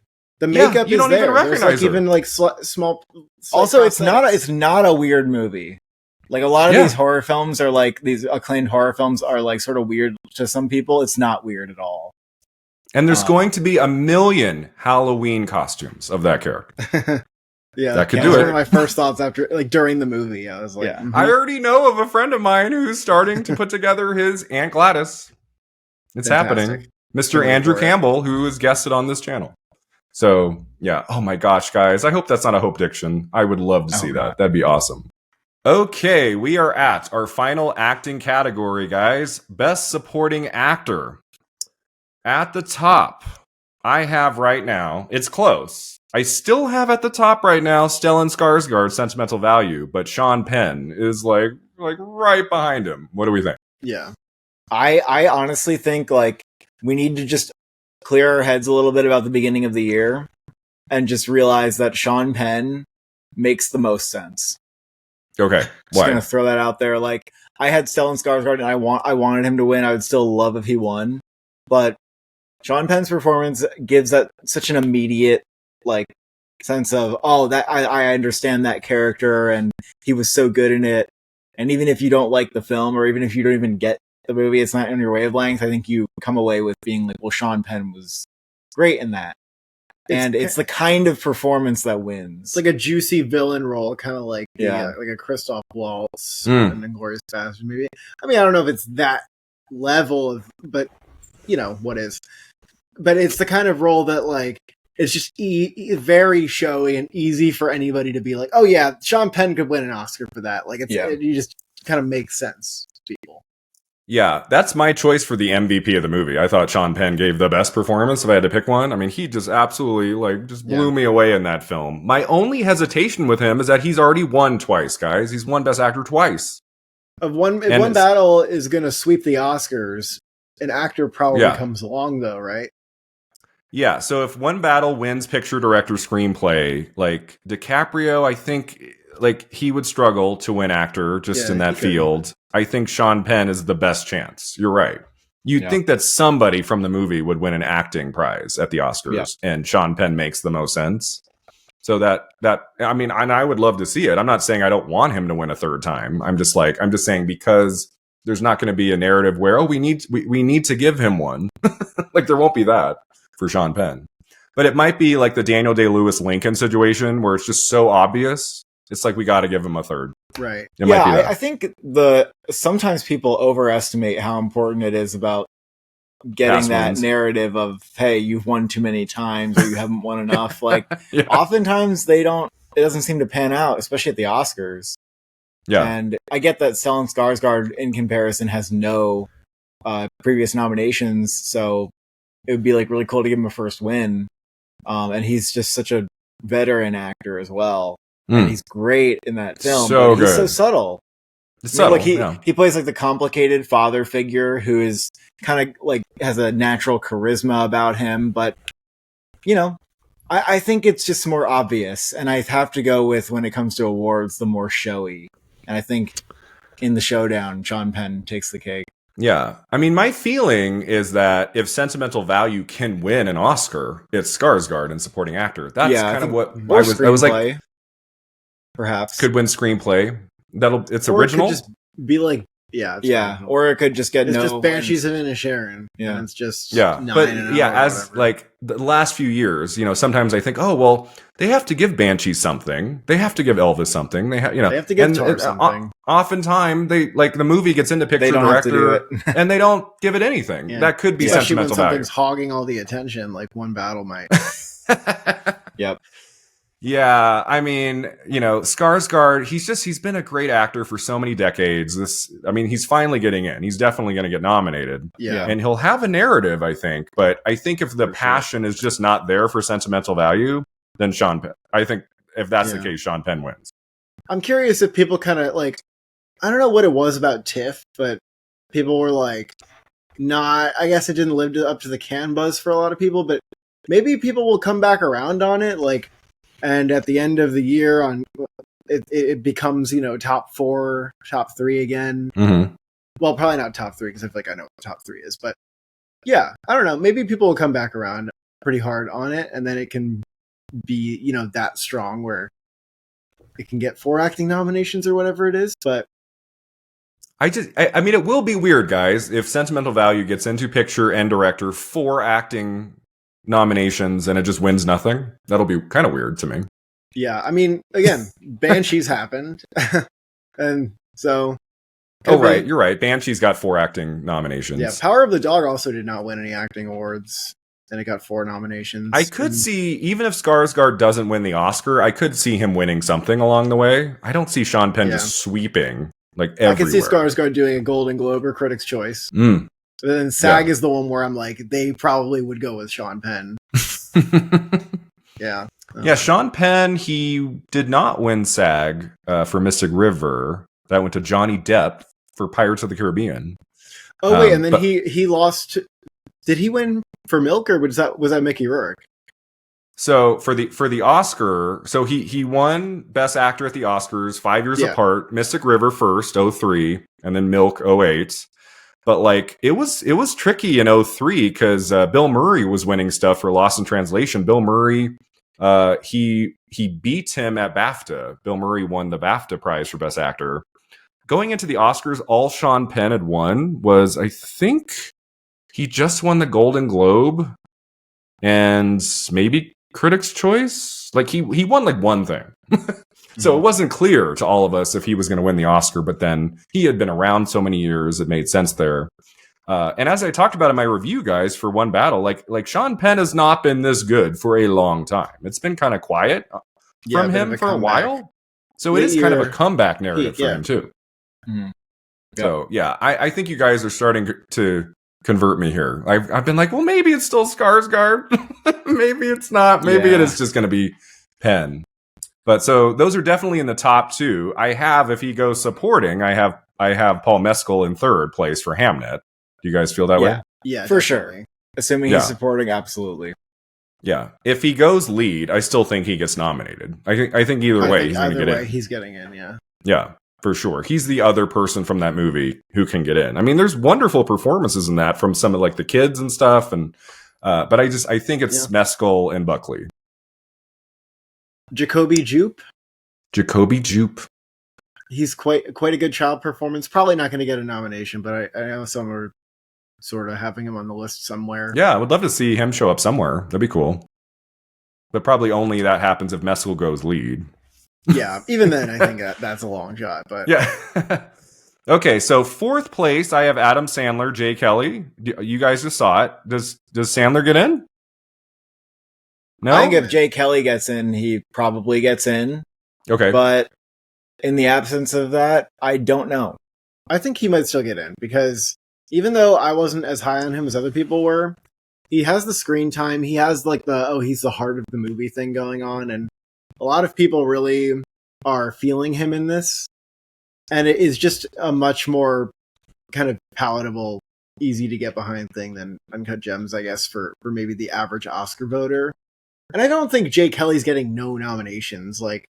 I think it's still a strong Netflix. I mean, maybe it does get no nominations, but I think if there's one nomination it gets, maybe it is Adam Sandler. That's a wild thing to say. Maybe it just gets George Clooney. I don't know. If there's one Oscar nomination this film can get, it's Adam Sandler. That's the thing. Maybe I'm wrong. Maybe it is George Clooney, or maybe he gets lone screenplay. I don't know. Maybe is Adam Sandler as strong as people say he is, or are people overestimating that because they have goodwill for it? But I think with Netflix behind it, Netflix is going hard, and they're like, we can get Adam Sandler this nomination. We're going to try to get him this. Okay, well, they also think they can get Jay Kelly every nomination, and it's not working out as they expected. I don't think. We don't know that. but maybe it will work out for Adam Sandler alone. It's possible. I think Adam Sandler is going to get SAG. You probably agree with that. I think he's going to get Critics' Choice and Golden. Well, maybe. I honestly don't know. I don't know if Jay Kelly falls off completely. Critics are going to like nominating Adam Sandler. They like doing it for Uncut Gems. They're going to like nominating Jay Kelly? No, they'll like nominating Adam Sandler. I don't agree with that. I think they will. I think they'll do that, and then they'll nominate him for SAG. That's all I'm saying. Okay, well, you can. I guess my maybe my flaw is that I have my predicted SAG 5 for my predicted Oscar 5. Has happened. Though. Okay, so yeah, I mean, I haven't seen it yet. You guys have. I'm just kind of basing it on a lot of what I've heard and stuff. That Sandler is a contender for sure. I mean, I'll see the movie eventually, and maybe I'll change my mind. But I have him in right now. And then I have like 8, 9 other names here, and it's like you could make the argument for some of these. Jeremy Strong, Springsteen, Deliver Me From Nowhere. Does he get another nomination in supporting actor 2 years in a row? It sounds like he's doing enough in the movie. But I'm seeing this weird thing where people are unsure about the film, even though it has good reviews and it has a decent letterbox. Like that, it seems like it's good enough to get in for a music biopic, which critics don't have to be super high on, but they do like it. And so I think if this movie meets expectations at the box office, it'll probably do pretty well at the Oscars. Like, I don't know why it wouldn't. I haven't seen it yet though, but I hear that he's great in it. So yeah, I have Jeremy Strong like around 6th, 7th place. I don't have him in right now. Do either of you have him in for Springsteen right now? I have him in. I also have him in. Okay. It's the kind of film where even if it's not in Best Picture, it probably gets acting nominations, and he has like another actor he can coattail. And well, I'm still skeptical of like critics telling me, "Oh, it's probably not in." It's like, are you sure? Like at this point, like all the music biopics are pretty successful. So yeah. I mean, it would make sense, especially if Jeremy Allen White gets into actor. He's kind of a lock, getting in all over the place. Like, I feel like Deliver Me From Nowhere gets in somewhere. I mean, I could definitely be convinced otherwise. Like, this is kind of a messy category as well, where I don't expect to be right. Like, I wouldn't be surprised if I got a 3 out of 5 here. Hopefully not 2 out of 5. But, the other Best Picture contender here is Delroy Lindo for Sinners. But that's a little more difficult to single him out of that ensemble. And you'd think, like, maybe... I mean... After Defy Blood snub, like it's obvious that maybe his name alone is not enough to get a nomination. But I thought that was like the standout supporting performance in Sinners. I hope critics will continue to honor it. Like I feel like there was a lot of buzz for that early on. But it does feel a little bit speculative. Like I don't really know what's going to happen with his performance. Since he's great in the first half, and then the second half he kind of becomes like a side character or like more of the funny guy. Yeah, that's maybe my like biggest hope diction right now. I've always loved Delroy Lindo. He's such a great actor. He's never been nominated before. If Sinners gets into picture, director, actor for Michael B. Jordan, I'm like, come on, guys, that would be awesome. I do think there's room. So you also have Miles Keaton, Jack O'Connell from the same movie. You have some wonderful performances in that. So I feel like someone deserves to get in. Delroy Lindo makes the most sense. Yeah. I don't have it because I just feel like we're setting ourselves up for disappointment again. Like he has like maybe 8 to 10 minutes of like really strong like material. That's all you need though. Yeah, maybe. I just don't know if like other people see it that way or they just look at it as an ensemble film and like all these people are great. Isabella Rossellini, critics are just paying. Yeah, I think critics are paying more attention to it than like the Gen Pub. I don't know. The Gen Pub, General Public. I don't know how many people are going to understand what Gen Pub means. Just say that again. No. Okay, just cut it out. I'm not going to say that again. Yeah. So maybe like Lindo. I think it'll depend on like the beginning of the season. Let's see how Sinners is doing. Like we can reassess there. Jacob Elordi Frankenstein. Could that happen? I actually am. So I very hesitantly have Frankenstein in picture right now because I watched Jay Kelly and House of Dynamite and I was like, I just don't know about these. So if that's in picture, he could come along. I mean, everybody says he's the best performance. He's the best part. I think that he's proved himself enough at this point that we could be looking at a Jacob Elordi nomination now or soon in the future. His character is winning makeup. He's winning the movie, the makeup Oscar, perhaps. Yep. I don't know. He is good in it. He's the heart of the movie, and he's unrecognizable. It's kind of like a weird thing that they don't normally do, though. Like someone who's just like head to toe. He looks like a statue monster. He looks like a statue in the film, where he's just like friend. Like I don't know. It just it's not typical. Let's say it's not typical. Yeah, I'm not gonna put that in. I have it a little bit close because I actually feel like he could get a SAG nomination. Maybe. Yeah, I think that one all depends on, do they go for Frankenstein in the top categories at all? If they're not, if it's just getting into technical categories, like a Nosferatu or something, like I don't think he just slips in there. Scenario. Well, what do you have? No Netflix movies in Best Picture? Well, I have Frankenstein number 10. Okay. I'm honestly thinking like maybe Train Dreams gets in. I don't think we should be thinking that. You guys think from Netflix, Frankenstein is a better shot in picture than Jay Kelly? I do not know. I don't know. I mean, Jay Kelly has like an abysmal letterbox, and Frankenstein was number 2 at TIFF. Jay Kelly was like a little bit rough, and House of Dynamite. I don't know. I feel like it's this year's like September 5 in a way. I mean, I will say that TIFF, like the fact that Frankenstein was the biggest movie there, just from an attendance standpoint, and on the app TIFFer, it was like number 1 most liked. Like people were hyped to go watch the new Del Toro. And maybe the Academy won't be so different. I don't know. Yeah.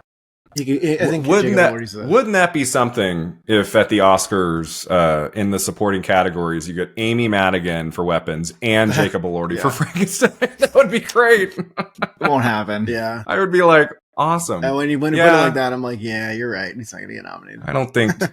I would like to see Elordi get nominated somewhere. I'm hoping that happens. That'd be cool. Like he's not getting nominated for the same reason that Andy Serkis doesn't get nominated for Playing Monkeys. That's a little silly. Those movies weren't even It's the same reason though. Like people can scream about how it's not a motion capture performance, but it's a makeup. Ultimately, they'll overlook it, and part of the reason they'll overlook it is because of the makeup. I think. Now, really, guys, makeup usually helps you. Well, not when you're a statue. So, guys, we should mention, I'm sure some viewers have been shouting at their screen or their phone. We haven't even mentioned Benicio del Toro for One Battle After Another. Oh, we're getting to him. Okay. I think, again, like... he can get in? I don't have him in my 5. Okay. But I hear a lot of people shouting him out like they really like him in the film. And I agree. He's got his share of screen time and he's really good in it. But it would be very unconventional. But look, I mean, One Battle being the best picture frontrunner, like, could it get a double nomination here? Sure, maybe. He's playing a more controlled and subdued character, but he complements the film well. Like, he really takes his place in the ensemble, and he's not trying to stand out. He's not trying to be showy, but he's really good in it. The last shot of him though, with like him getting like pulled over. Oh, yeah, on the road. A few small beers. He's like doing the dance. Like that's really good. That's his clip. Yeah, he's also great in the He's also great in the Phoenician Scheme, which I really liked over the summer, and we're not really talking about it now. But that's 2 terrific performances he's had this year. So if they go all out on One Battle After Another, I could see him getting like the 5th place slot. It's not impossible. 6 acting nominations for One Battle After Another. Yeah. Oh yeah, that would be 6. Everybody. Well, it wouldn't have to be 6. Wait, no, that would be 5. No, I'm just making. Okay. All right. Yeah. 3 in supporting actress, 2 in supporting actor, 1 in actor. There you go. The movie gets 17 Oscar nominations. The most ever. I wouldn't discount that, but I don't have him in. Just Sean Penn's obviously going to be dominating there. But this is a weird category. Like, I mean, look, if Paul Mescal moves up to lead actor, I mean, we're going to be scrambling. I also think... Yeah, who else do you have in supporting actor? Jonathan Bailey in Wicked for Good, perhaps because he's dominating that second half of Wicked, as people say, is similar to the play. And he got a SAG nomination for the first film. Maybe people turn around and they're like, hey, it's time to nominate him too. Like, he's got to come along now. And, we didn't do it for the first film, but we were just waiting for that performance in the second. And, I still, though, see that it's going to be mainly about the two leading women. And maybe they just dominate the conversation all over again. So, I don't know.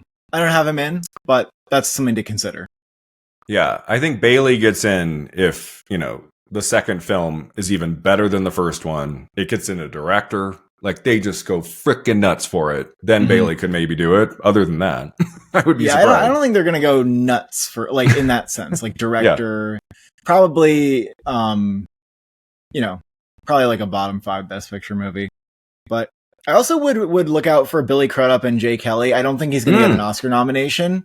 But I do think some critics are going to go for that because it was a real standout. Like, he's similar to Judd Hirsch in The Fabelmans, and that he has like a similar amount of screen time. He's only in like one part of the film and then he goes away, but he's like hilarious and insane in it. And it's a really, really fun performance. So, I don't think it's going to get an Oscar nomination. Jay Kelly's not that strong, but might get some critics noms. Yeah, I saw that a couple times, like Telluride weekend, maybe, or Venice. Like I was reading that Crudup is supposed to be a huge standout in the film, but he's not in very much of it. Yeah, and then if After the Hunt weren't so dead, I would say Andrew Garfield is a contender. Andrew Garfield, Michael Stuhlbarg, though. Andrew Garfield's much more of a standout. That's because critics like Michael Stuhlbarg. Well, I was hoping all year like Andrew Garfield might be coming for another Oscar nomination, but no. I mean, what else do we have? Stephen Graham and Springsteen. Does anyone think that? Not really. You got Idris Elba, House of Dynamite, long shot. If House of Dynamite's really well liked, Bradley Cooper is this thing on? Yeah, maybe that. William Macy and Train Dreams. If Train Dreams somehow takes off, William Macy was very transformative in that, wasn't he? Yeah. If Train Dreams comes for 7 Oscar nominations, maybe he can get in. Yeah. If that somehow takes off.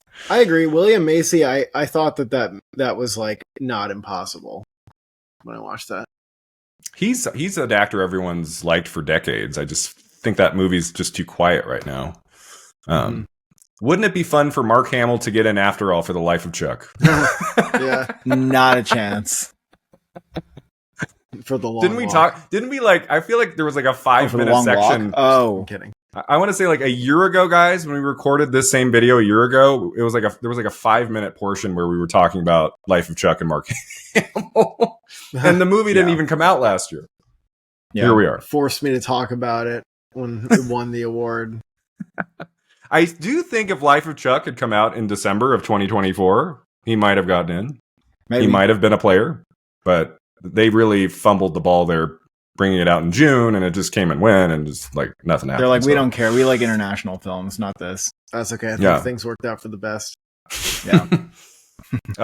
I've seen, talk about a Hope Diction. It's not going to happen. Dylan O'Brien is so wonderful in Twinless. I absolutely agree. Something I would love to see somewhere. If not, he's so at the end. I mean, he's a lead, but whatever. Kieran Culkin won. Like, I agree. Dylan O'Brien, like, that was one of the best performances I've seen this year.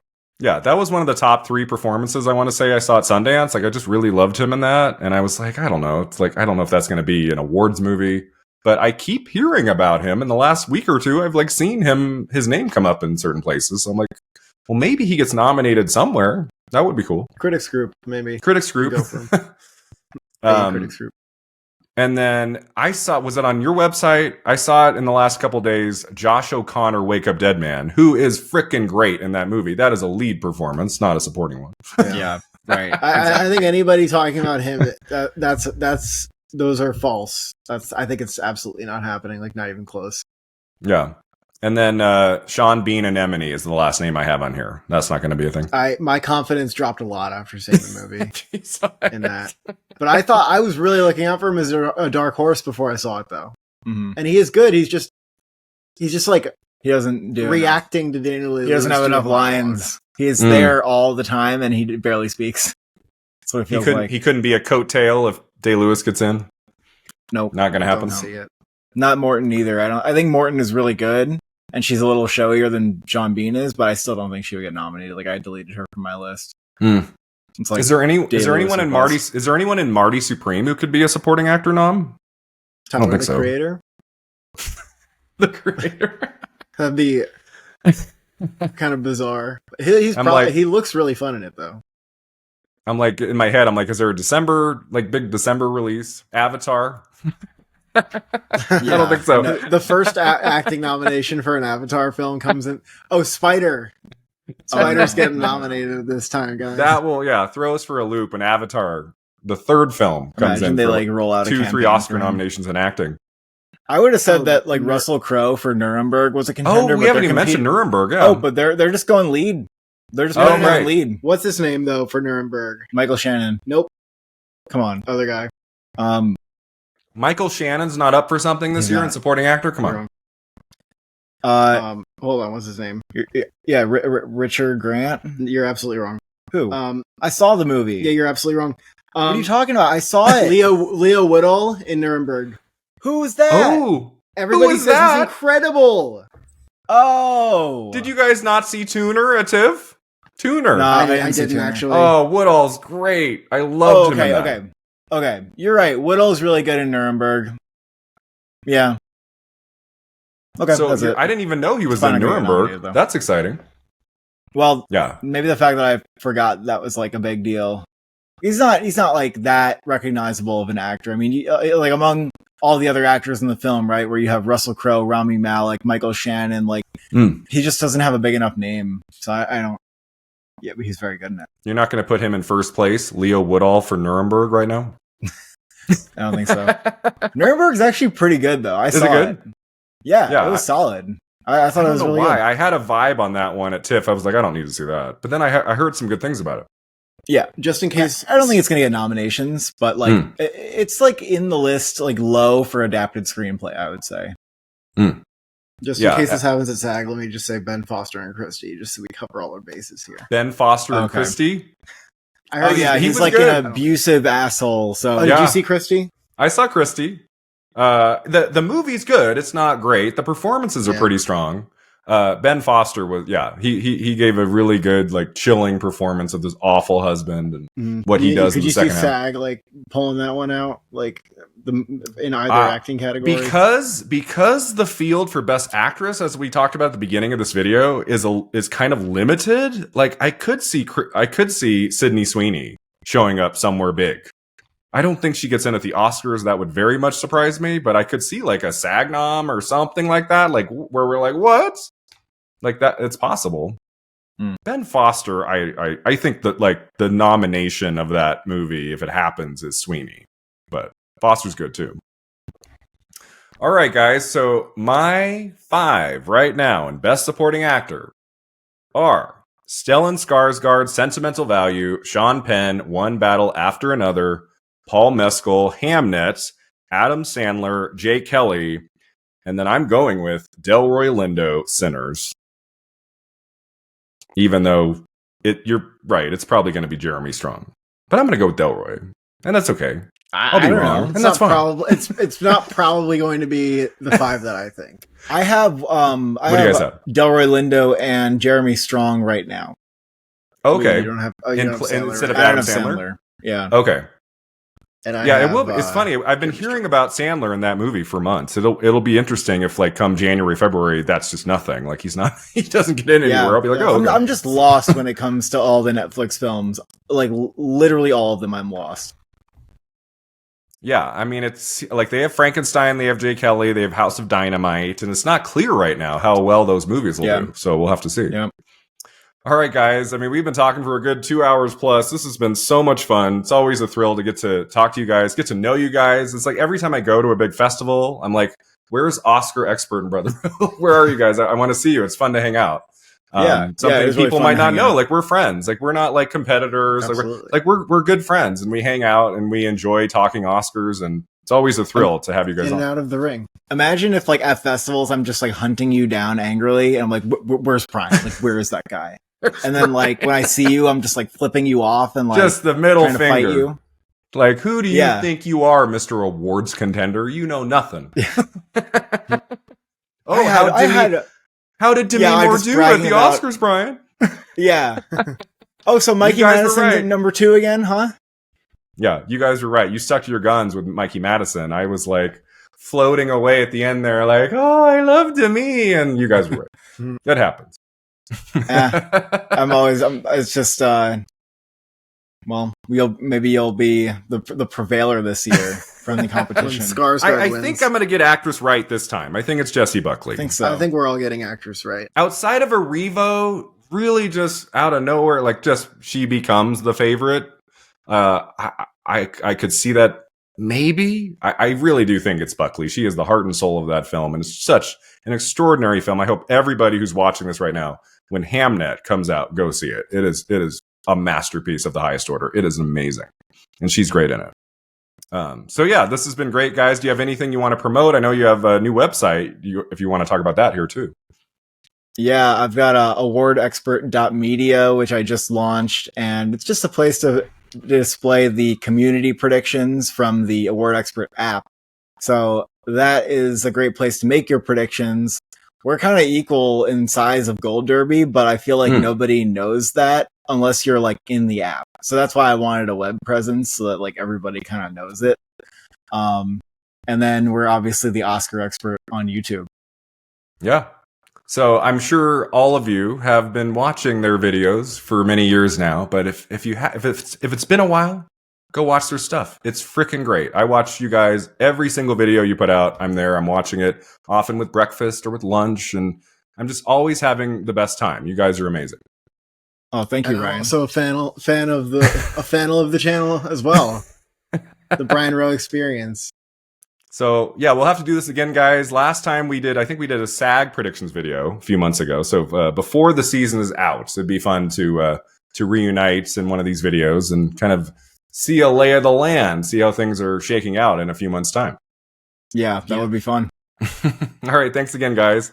And thank you guys so much for watching. I will see you next time at the Awards Contender.